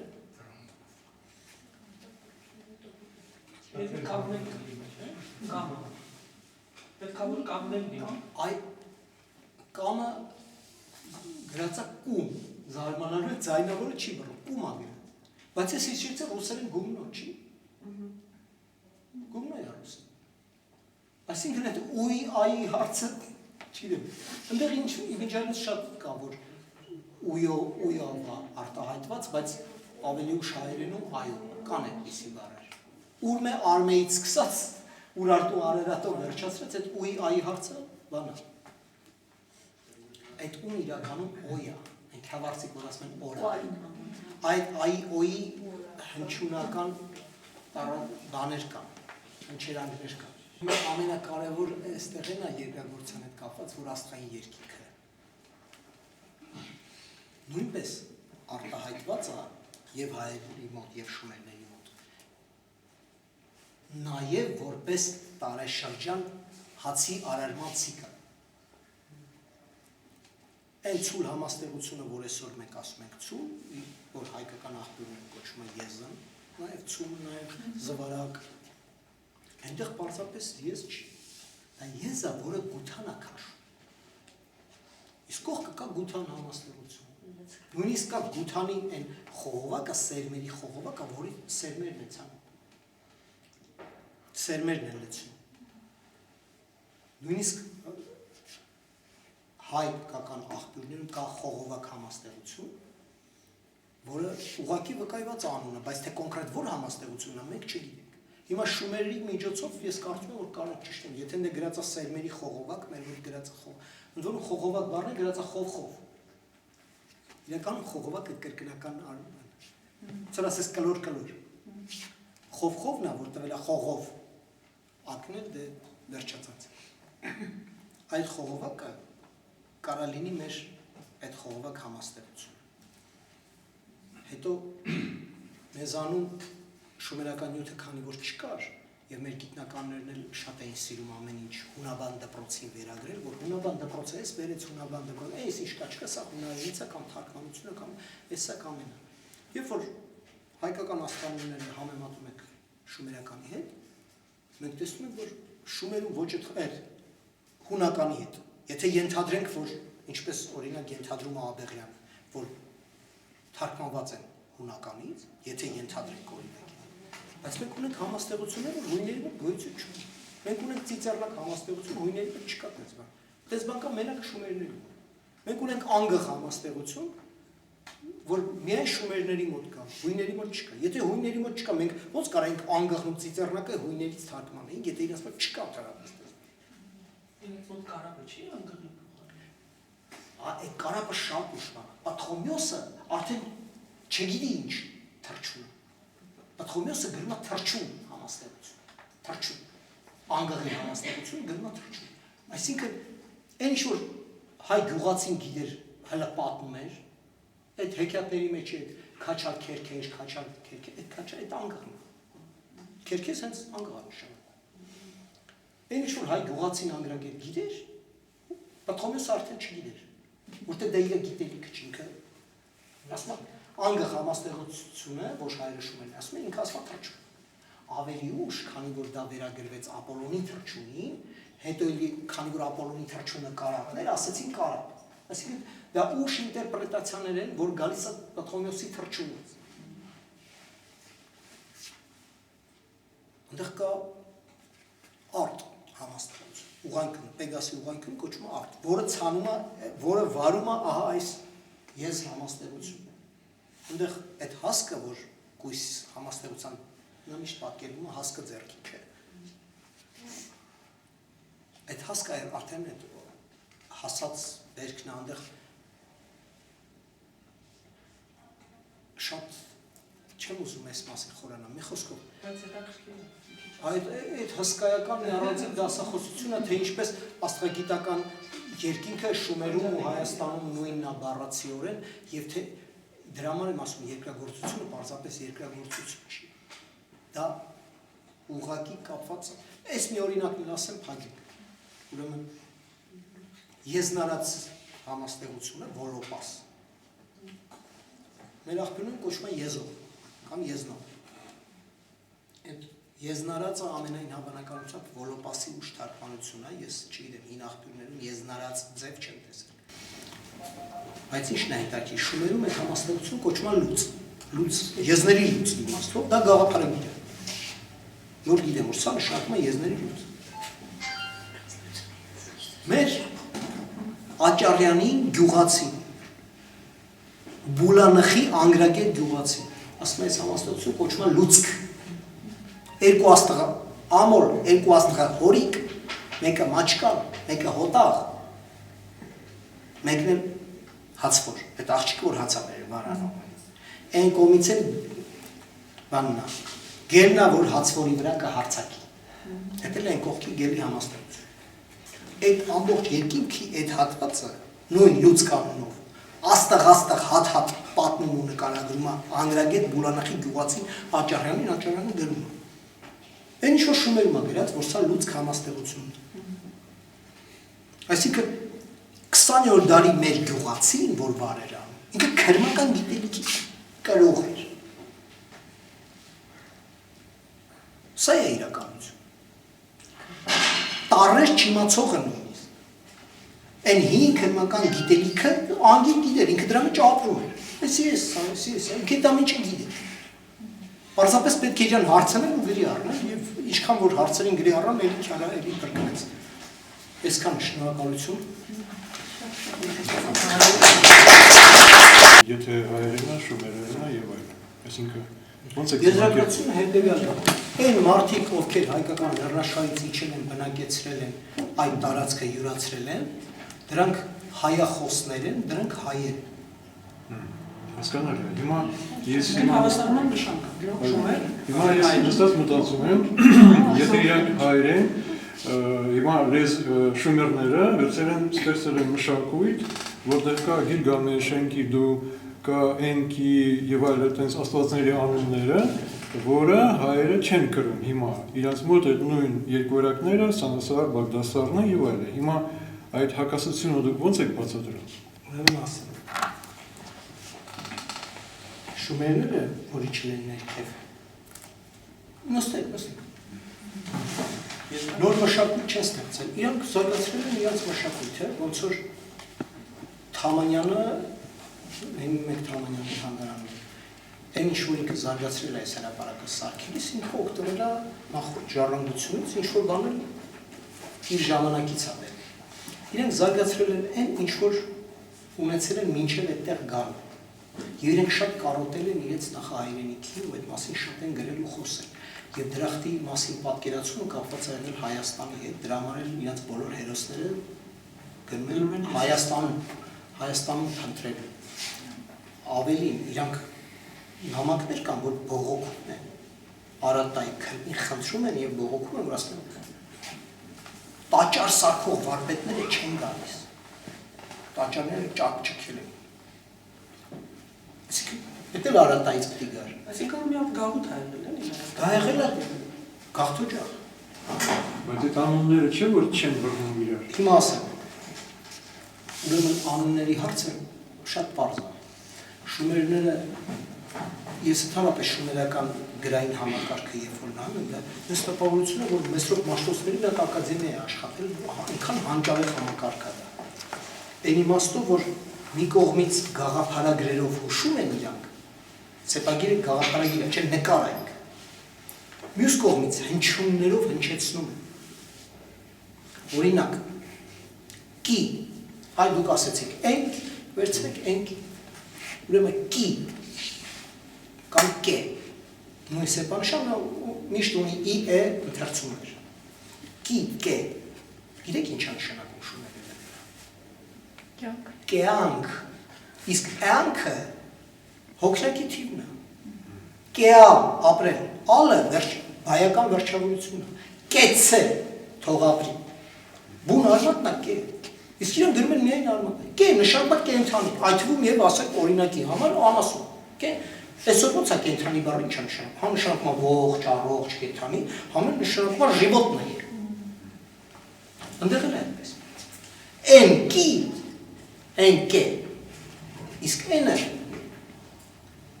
տեր գաղափարագիրն է։ Ես եմ, որ են։ Էնկե նշանակում է տեր կենթանում, գաղափարագիր է։ Սասունցի դարքած։ Հացնում գինի տեր կենթանում, նգրած է տեր կենթանում։ Հիմա, սա գաղափարագիր է, էնկե, տեր կենթանում։ Դուք տեսնում եք հակասություն, արդյոք կա աշխարհում մի հատ ազգ, որ ասի տեր կենթանի, բացի շումերներից եւ հայերից։ Դուք տեսաք հակասություն, թե տեսաք ընդհանրություն։ Հիմա չէ։ Շարունակենք։ Բայց դա նաև քրիստոնեական բանաձևն է, կենթանի տերը։ Նույնն է։ Բայց ասում ես ուրիշ ազգ չկա, բայց չես քրիստոնեություն բոլորները Ես հիմա շարունակենք։ Էնկե կամ էնկի աստծո մյուս անունը ինչ է։ Հայա։ Հայ։ Երկու սեպանշան է հա եւ յա։ այդ յա սեպանշան ունի ե ընթերցում։ Յուղ գաղափարագիրն դրա համար ունի ե ընթերցում։ Բայց քան որ ե-ից հետո պետք է ինչ-որ ձայնավոր լինի, յա են օգտագործում վանկագրի մեջ, ուրիշ բառեր գրելիս, բայց որպես գաղափարագիր ինքը շուտ է յուղ, այդ թվում եւ օծելու յուղ։ Գրում են երկու գաղափարագիր՝ ձուկ, յուղ։ Եվ կարդում են հայ կամ հայը։ Ձուկ, յուղ։ Էդի նույն օցիալ։ Քրիստոս որ թարգմանեք հունարենից հետ հայերենի չէ։ Օցիալ։ Ձուկը ում խորհրդանիշն է։ Քրիստոսը ներիչ։ Նույնիսկ գախնի համայնքները որ չբռնվեն։ Ձուկ են թակում, դա իր սկոտն էր։ Գրում են ձուկ, օցիալ կարդում են հայ։ Դա նույն Աստվածն է ինչ որ Տեր կենթանի։ Դա էլ հաստատ գիտենք։ Այսինքն մենք չտեսանք հակասություն, մենք տեսանք ընդհանրություն։ Այդ արտը, որ ասում էի արտ համաստեղություն կա, նույնը կոչվում է անդաստան, որտեղ նույն արտն է։ Մենք ունենք անդաստան համաստեղություն ունենք։ Անդիական համաստեղություն։ Հարցրեք ցանկացած հոգևորականի, հայ հոգևորականի, ինչ է եկեղեցին, նա կասի եկեղեցին անդաստան։ Իսկ այդ նույն քառակուսին կոչվում է նաև հայ Աստծո տուն։ Եկեղեցին ինչ անդաստանի չէ, Աստծո տուն։ Ասենց որ շարունակեք, նույն սեպանշանը, Էնքի սեպանշան, երբ որ գրում են մարդ ցուցիչով, նշանակում է հյուսը։ Երբ որ գրում են Աստված ցուցիչով, նշանակում է այդ հայ Աստվածը, դե կենթանի։ Նույն սեպանշանը,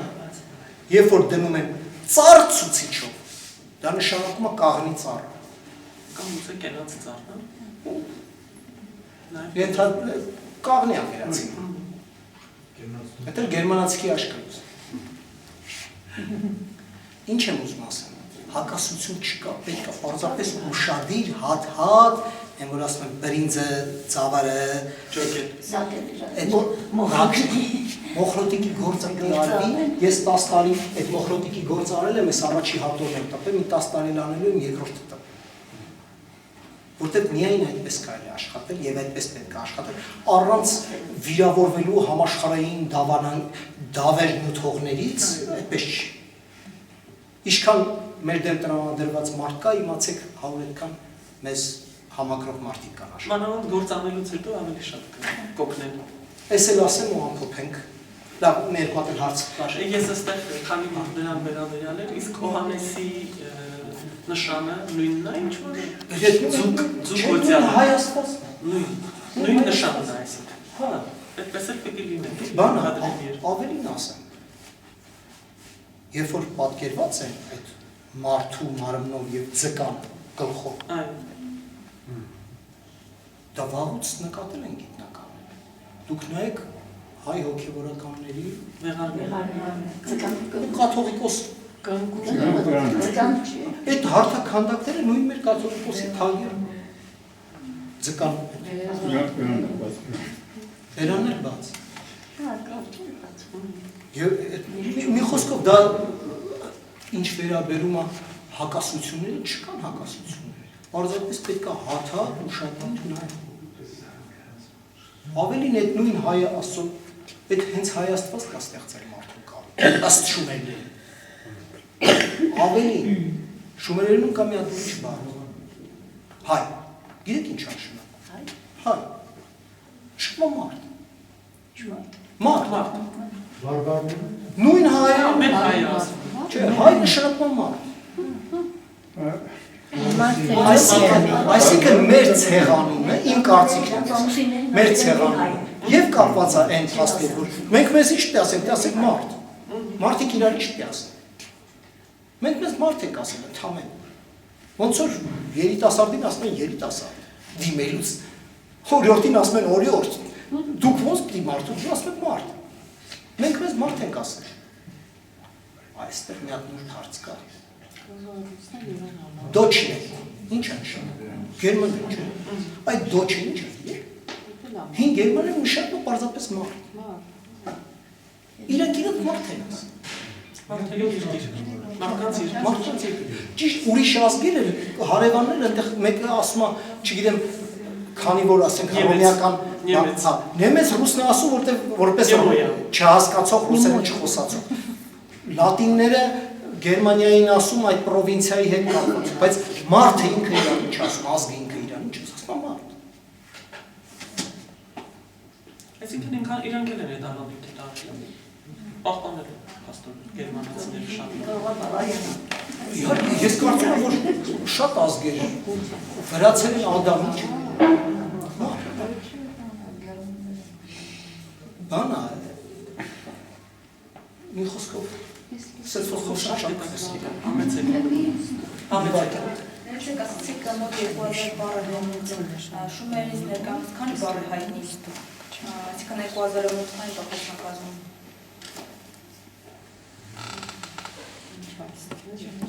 Ուրեմն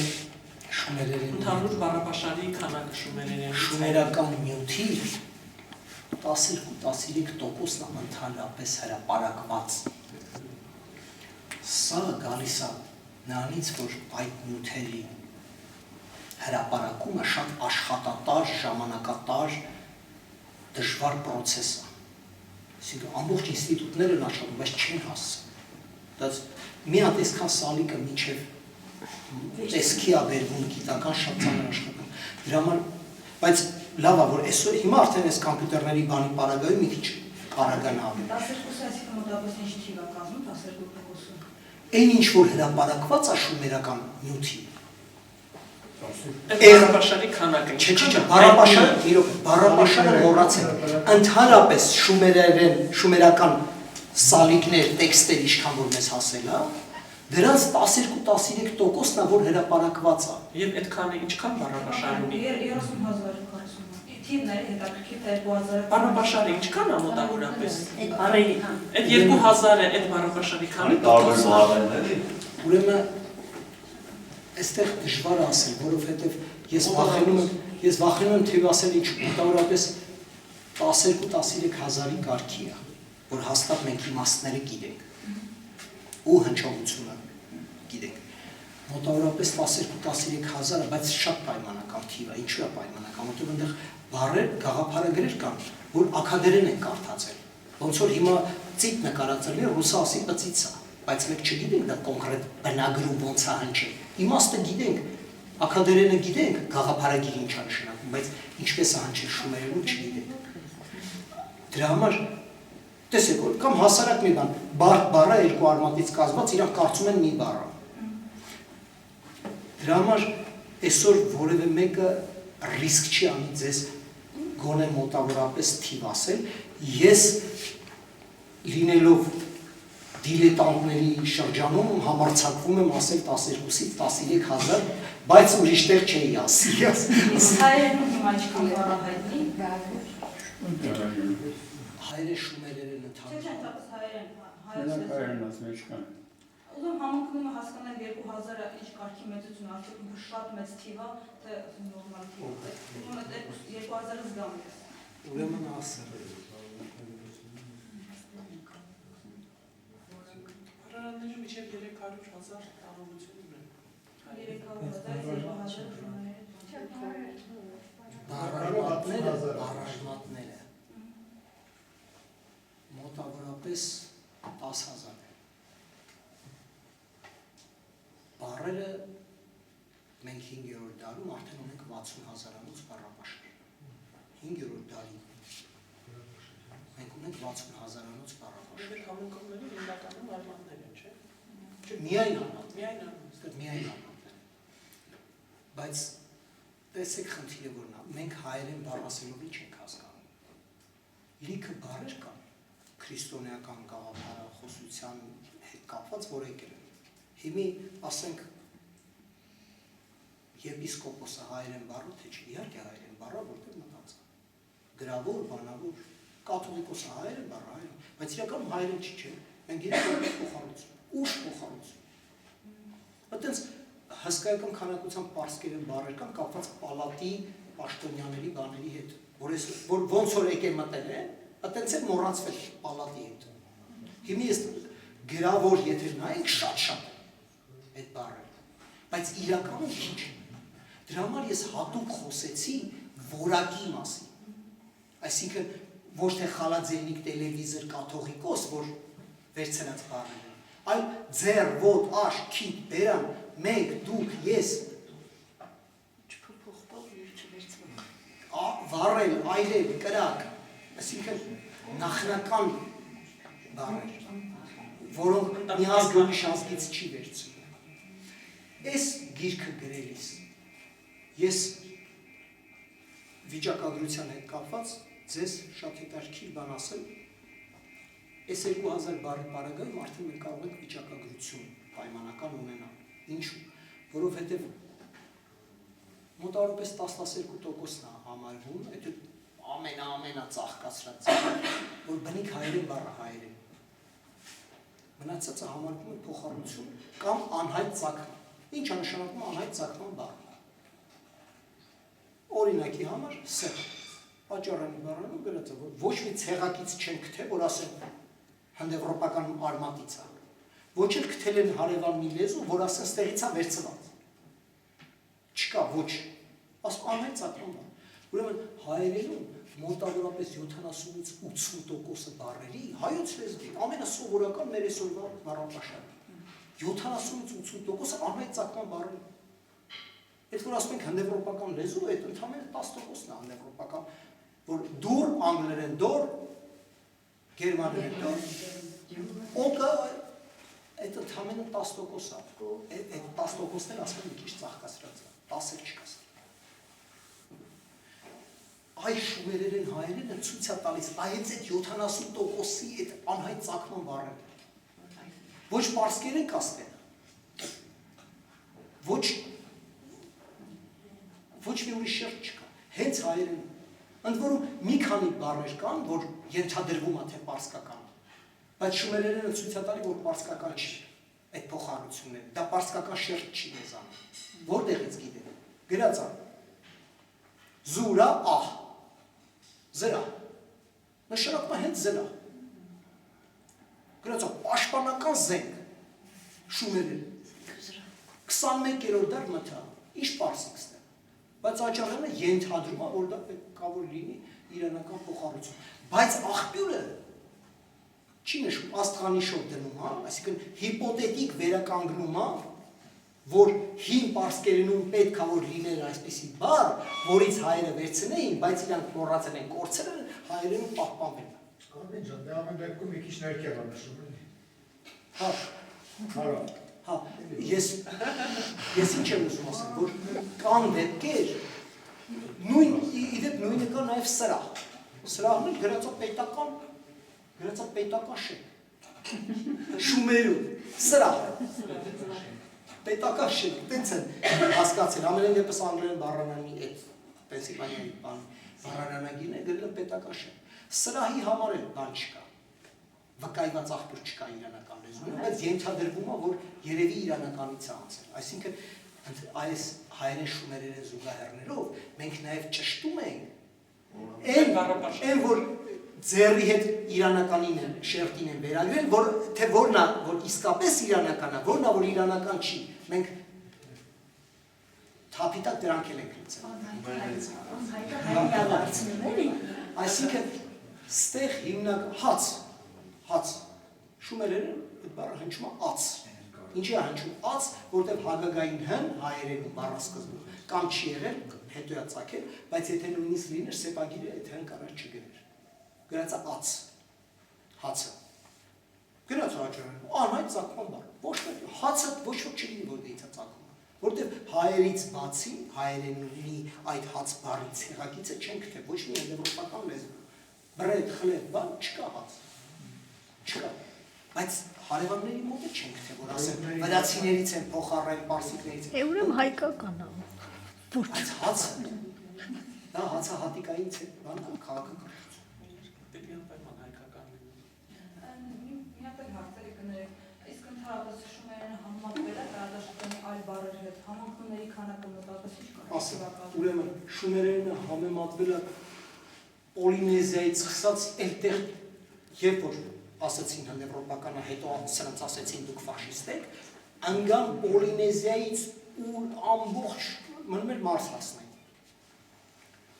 Էլ լեզվանտանիք, կորած, մոլորած ցեղախումբ չկար, որ չփորձեին համեմատել։ Իսկ հայերեն այլ լեզուների հետ ինչ կարգի Մի րոպե դա վերջացնի, վերջացնի։ Այդ բոլոր համեմատությունները որևէ արդյունք չեն տվել։ Իսկ հայերենի հետ համեմատություն հիմնարար չի արվել։ Ինչի չի արվել, որտեղ այդ շումերագետներից ոչ մեկը հայերեն չգիտեր։ Մեկ, երկրորդ ես իմ զեկուցման սկզբում այս քարտեզը որ ցույց էի տալիս, ինչի համար եմ ասում։ Այն գլխից ասեցին հայերենը ընդհանրապես չի կարող կապ ունենալ։ Հնդեվրոպական լեզու չի սա, որտեղ էրգատիկ հոլով ունի մեկ, հայերը Բալկաններում են, Աստվածգետի Կարպատներում են, հնդեվրոպական նախայրենիքը որ դե հերո են երկու աշխարհագրորեն։ Հայոց լեզվում ընդհանրապես գոյություն չունի շումերական ժամանակներում 3, ինչ հայեր։ Մոռացեք ու փագեցին։ Այն բոլոր փաստարկները, որով փակվել էր այդ թեման, այս ընթացքում հերքվեցին։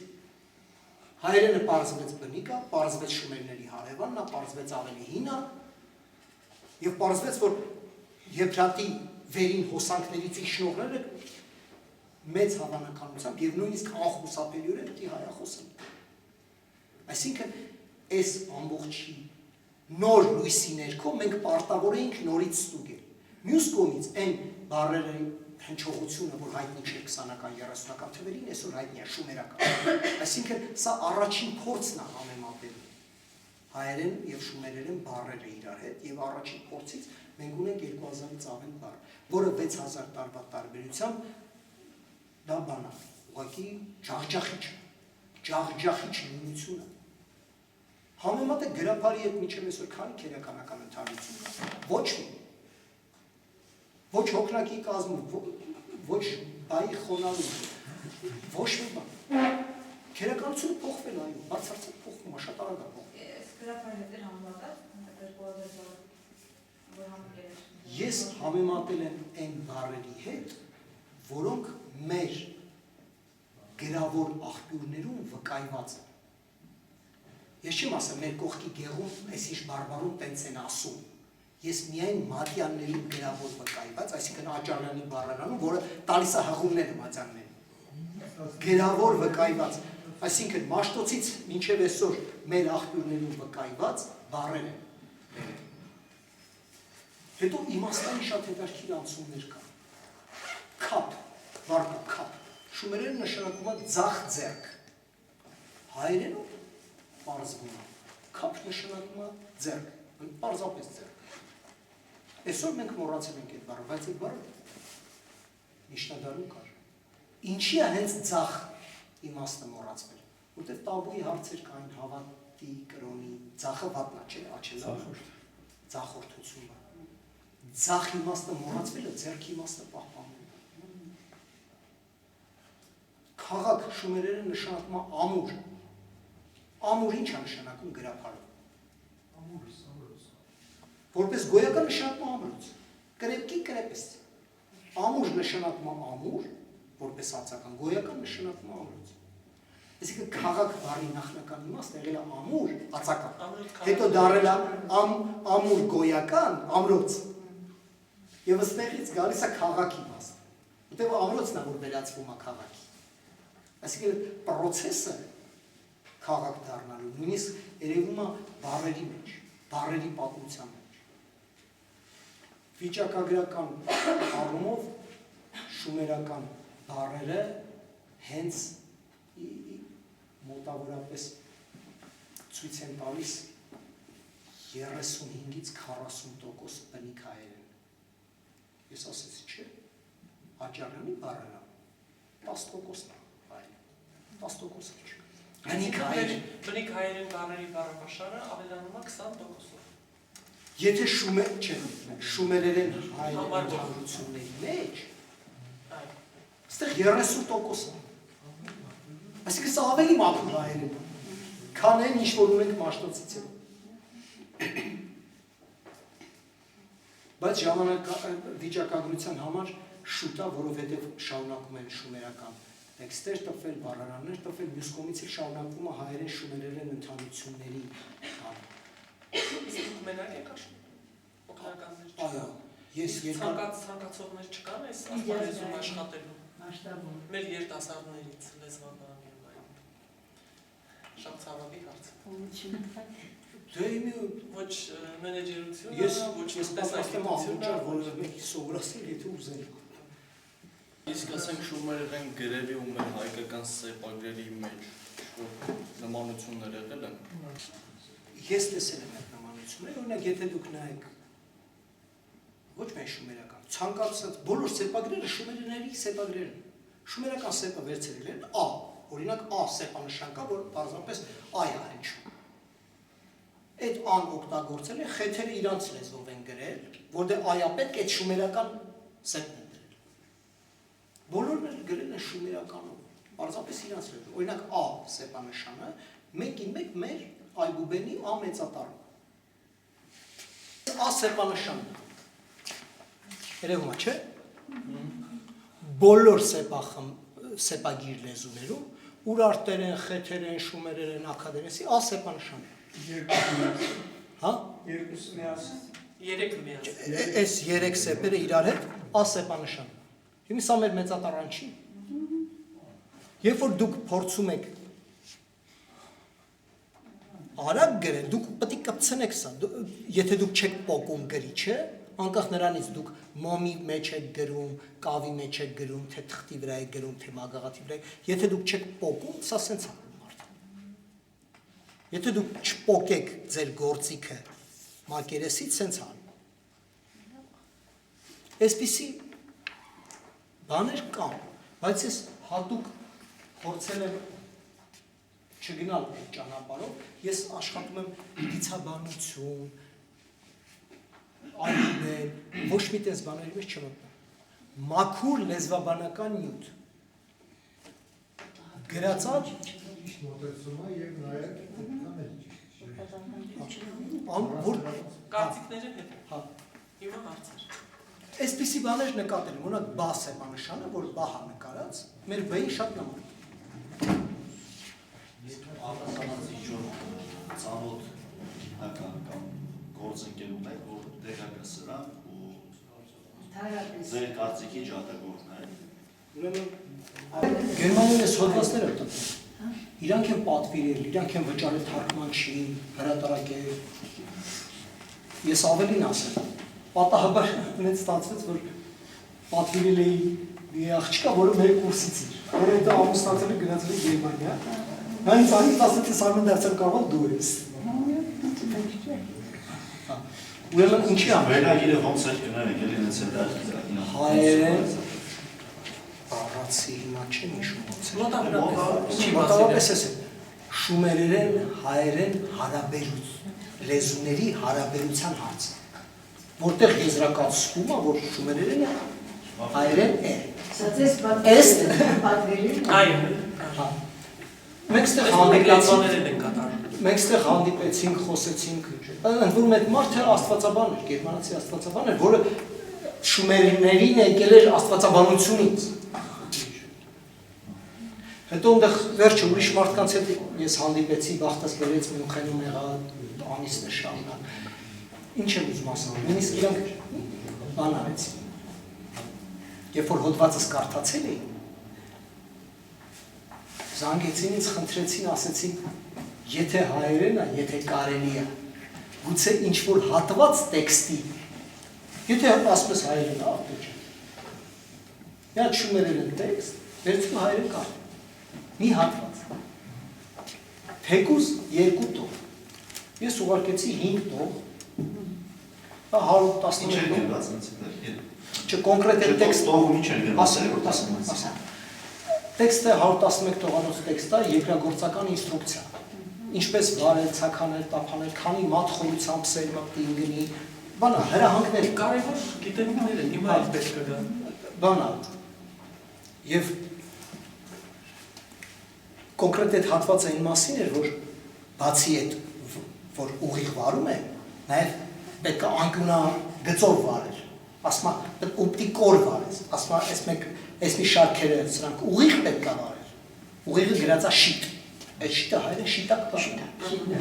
ասма պետք է արորը շիտ գնա, հետո ասма պետք է արորը գնա կոր, Հենց կոր։ Քանի որ սեպագիրը ուն ու on չի տարբերում, դրանց է կուր նշանակա կոր շումերեն։ Այսինքն հետո ասում է, որ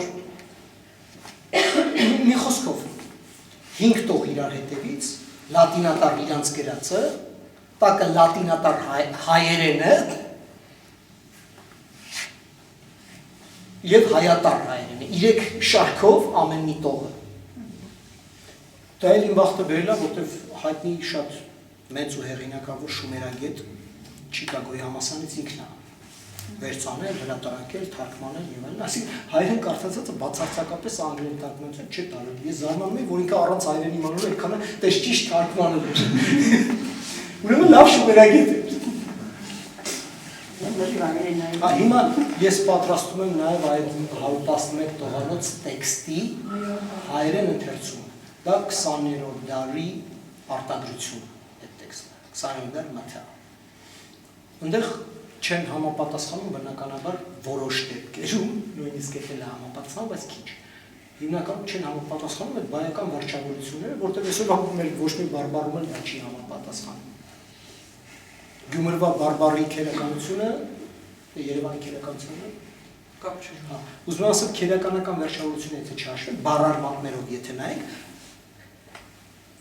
այդ էլ է հետաքրքիր վիճակագրություն։ 85% բառերի 111 տողանոց տեքստի մեջ հայերենում կա։ Մեկ տեքստի մեջ 85% բառերի հայերենում կա։ Ինչ թիվ է։ Միակ բան եմ ուզում նշել, որ այս ամեն ինչի մեջ մի քիչ տարօրինակ է ու ցանկալի չի երևում։ Ինչի այստեղից մերոնք իջել են այնտեղ, տվել են գրավոր այդքան մշակույթ, իսկ այստեղ համարյա կարելի ասել ոչինչ չեն թողել։ Լավ, հասկացանք, այստեղ կարեր, այնտեղ կարեր։ Այդ նույն գրասիրությունը ճանապարհին ստացան, ինչի՞ որ այստեղ էին գրասեր չէին։ Քո ասած հաշվապահական ամեն ինչ այստեղ չէր արել։ Ճամփին ինչ-որ ազդեցության ենթարկվեցին։ Գիրը հենց այդտեղ է ստեղծվել։ Գիրը պետականության հետ կապված Գիրը այդտեղ է ստեղծվել։ Հենց շումերի տարածքում է ստեղծվել, որովհետև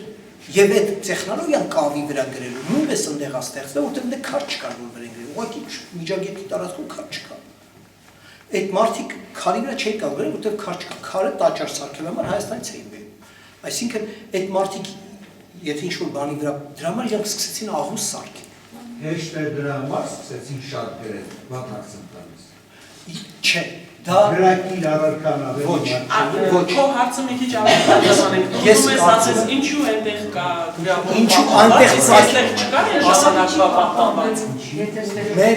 Մեր ժառապատկերների վրա դու ինձանից լավ գիտես, որ կան մեծ քանակությամբ գաղափարագրեր, որ մեկին մեկ նույնն է շումերական նշանների հետ։ Եվ դրանք իսկապես ավելի հին են, քան շումերական կավի վրա գրած։ Բայց թե ինչի այնտեղ դա պետականորեն հենց կավի վրա գրելու այդ բանը այնտեղ է ստեղծվել, այստեղ չի ստեղծվել, այստեղ քարի վրա է գրել։ Թե ինչու դա այդտեղ դա եղավ եւ այդպես պետականորեն այդ հաշվապահություն, գրագրություն եւ այլն չեղավ, ես կարծում եմ դա կապված է կրոնական պատկերացումների հետ։ Այսինքն այն ինչ որ ստեղ եղել է, ինչ որ փակ կաստայի կամ ոչ համաժողովրդական, այսպես ասած, հա, պետականության է։ հա։ Ստեղ պետությունը չի ենթադրել, որ պետքա 7 տարեկան երեխեքը բոլորը գնան, նու բոլորը չէ, ով որ ուզում է գնա սովորի, բայց եթե գնացել է, դա եղել է շատ նեղ քրմական բան։ Այսինքն դա ես կապում եմ կրոնական պատկերացումների հետ։ Շումերում այնուամենայնիվ ահագին տարբեր է եղել հենց այդ պետականության իդեալոգիան կամ ինչ-որ տարբեր է եղել։ Բայց կարելի է հեշտանալը քարերը։ Հա, դե դրա մեջ Ստեփան կամ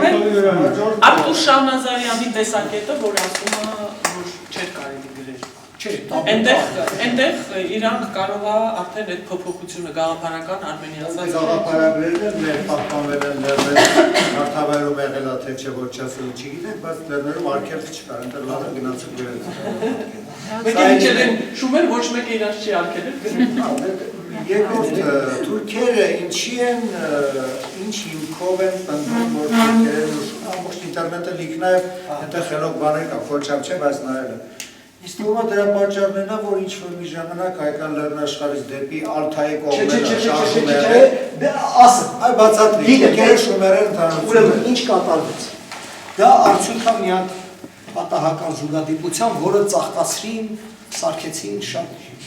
ու թուրքերն շատ ոգևորվեցին, փող դրեցին, սկսեցին։ Ուրեմն տեսեք ինչ կատարվեց։ Շումերում այդ բանի հարցն է։ Սեպալ տրանսկրիպցիան ճիշտ կարդալու հարցն է։ Ուրեմն գրում էին դինգիր։ Իբր թե Աստված բառը հնչել է դինգիր։ Մինչև այսօր,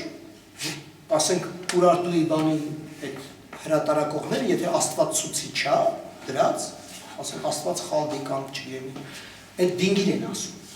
Իրականում իբր թե շումերերենի այդ ընթերցումը։ Այսօր ճշտված է դրած տրանսկրիպցիան, քանի որ շումերները ունեն նգ, ռանգային նգ, ոնց որ մենք էլ չէ հանգ, վանգ, գանգ, անգլեն մոնինգ, այդ նգի հետ կապված բան կա, ենթադրում են, որ այդ նգը ռնգականն է, հետո պարզվեց ոչ, այնտեղ պարզապես գրած է գ, ընդ որում այդ են գն է, որը նաև վ է։ Իդեպ հնչյունաբանության մասին։ Գինի, վինո։ Շումերերենը ու հայերենը ունեն մի բացառիկ հետաքրքիր ընդհանրություն, որ ուրիշ ազգերը չունեն։ ՎԳ անցում, վինո գինի, վեդ, լիտերատուրա վեդ, հայերեն գրականը գետ։ Այդ ՎԳ անցումը շումերերենին էլ է հատուկ և հայերենին էլ է հատուկ։ Եվ շումերերենում բառեր կան, որ գրված է նույն սեպանշանը ունի համ գար ընթերցում, համ վար ընթերցում, որում W-ով են գրում, վար։ Ու մինչև այսօր հայտնի չի, սա G-ով պետք է կարդալ, թե V-ով, այսինքն սա վինո է, թե գինի է։ Այդ V-ը, որտեղ դա այդպիսի մի անցումային շրջան է։ Այս ինչի հիշեցի։ Պարզվեց, որ ոչ միայն դինգիր չի, ոչ միայն այլ դիգիրը, ավելին, այդ դիգիրն էլ, այդ են գնա, որ մեծ հավանականությամբ վ է, այսինքն դե գրած է դիվիր, դիվեր։ Չէ, դիվեր։ Դիվ ինչ։ Ոչ։ Դիվ հայերեն, դի աստված բառը, որը բառավերջում ունի վյուն, որ մենք տեսնում ենք դյուց ազում։ Այդ դիվը արմատն է, որ հնդեվրոպական արմատը նշվում Աստված է, իսկ դիվերի էրը այդ նույն հոգնակին է։ Այսինքն դիվեր կարդալու փոխարեն, իսկ ինչի է հոգնակին։ Այդպես բան աշխարհում մեկ էլ հայերի մոտ գրափարում դիք բառը եզակի չունի։ Դիքը հենց քյով է, հոգնակին։ Նույնիսկ մեկ Աստծո մասին խոսելիս ասում են դիք։ Այդ մարդիկ էլ են, Աստված բառը մենակ հոգնակին է։ Աստված հոգնակի է։ Դիվեր։ Միայն չէ, երրորդությունը։ Չէ, ինչ եմ ուզում ասել։ Դիվեր կարդալու փոխարեն են հին շրջանում, երբ որ տրանսկրիպցիաները չէին կարող, կարդային աշկաչափով էին կարդում։ Կարդում էին դինգիր։ Ասեցին, դե եթե սա հնդեվրոպական չի, սեմական չի, դե սեմական հենգախից պարզելու, չէ, որպեսզի ջրեն, մտածեցին կամ կովկասյան տիլի, նայեցին տեսան չիլու, փորձեցին այդ որ ասում էին պոլինեզիայից սկսած սա լեզվանտանիքները համատում էին, համեմատեցին թուրքերենի հետ, թուրքական լեզվանտանիքի հետ։ Հենց որ համեմատեցին, ասեցին, վայ, այնտեղ կա թենգրի։ Թենգրի, Մոնղոլիայից սկսած տենց աստվածություն կա։ Դինգիրի նման է։ Դե եթե Աստված բառը։ Այդ մի բառով ընդհանրապես։ Իրոք չէ։ Աստված, սա շատ կարևոր բառ է։ Բայց ընդհանրապես այդ մի բառն է։ Աստված բառը դինգիր, թենգրի, եթե Աստված բառը նույնն է, ուրեմն մեծ սեմական չի, հնդեվրոպական չի, ուրեմն թուրքական։ Ու սկսեցին խորանալ, ոգևորված, որ վերջապես գտել եք լեզվաընտանիքը, ընդ որում սա բաներ, ազնիվ գիտնականների բաներ, էքսպերիմենտներ էին, իրանք փնտրում էին, որոնում էին, բոլոր տարբերակները հաշվում էին, նես չէ, որ դժմանություն կար մեկի դեմ։ Նայում էին մարդիկ, ոգևորված սկսեցին բանանել, ինչ պարզվեց։ Պարզվեց, որ բացարձակապես կապ չունի, մի քանի պատահական նմանություններ կան։ Օրինակ, հենց հայերենի էր, հայերեն այր, տղամարդ, էրիկ, մարդ, տղամարդ։ Թուրքերեն էր նշանակում է տղամարդ։ Այսինքն կամ շատ հին նախնական կամ պատահական կարճ բառերի դեպքում կարող լինի պատահական որոշ նման բառեր ընդհանուր։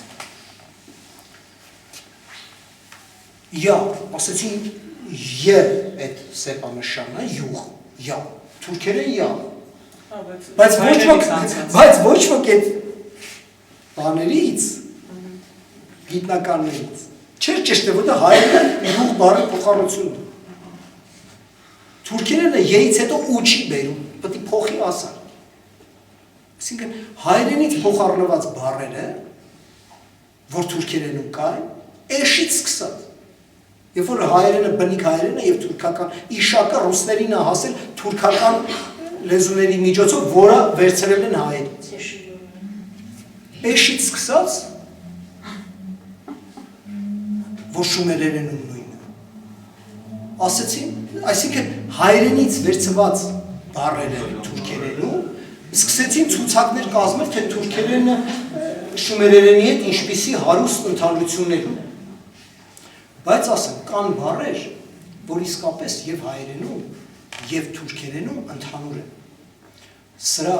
պատճառը շատ հին կարճ բառեր են, սրա պատճառը իսկապես Ալթայում գտնված երբևէ գտնված հնդեվրոպացիների թուրքերի շփման ինչ-որ շրջան է եղել Ալթայում եւ այդ ընդհանրությունները, որ կան հնդեվրոպական լեզուներում, տեսեք, թուրքերեն աթա, ածեց ռուսերեն, ադե, հայերեն, մի խոսքով, սրանք այսպես կոչված նախնական ցեղակցության բառեր են, որ կարող լինեն ցանկացած լեզու։ Հետո Վահան Սարգսյանը չեք հիշում, բառերը, որ բառերի ներքին վերականգնման մեթոդով պարզել էր, որ հայերենն ու թուրքերենը ամենամոտիկն են իրար, ճակատագրի ծաղրանքով։ Վահան Սարգսյանը, որ զբաղվում էր բասկերենով։ Մի խոսքով սկզբում շատ ոգևորվեցին եվրոպացիք այդ թենգրի աստված բառի վրա, բայց հետո երբ որ ոգևորված սկսեցին փորփրել, հետագա էքսպերտիզան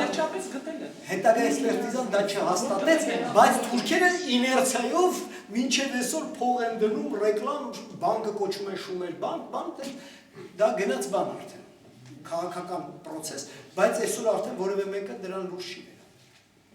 Ոնց որ վրացիների ու բասկերենի չպարզվեց, որ բասկերեն ընդհանրությունները 300 բառը հայերենից վրացական փոխառություն ու կրծարարություն։ Այն նույնը բանը չէր Ձյակոնովը, այսը արդեն կեղծիք է։ Այսինքն գիտակցված քաղաքականություն է։ Ձյակոնովը ուզում էր ապացուցել, որ Ուրարտերենը Կովկասյան լեզվաընտանիքին է պատկանում, ասում է խնդրեմ, վրացերեն Արծիվի։ Վրացերեն, եւ որ բնիկ հայերեն արծիվ բառն է, որ վրացիները փոխ են արել։ Փոխանակը այլ համեմատել հայերենի համեմատել, ինչի՞ վրացերենի։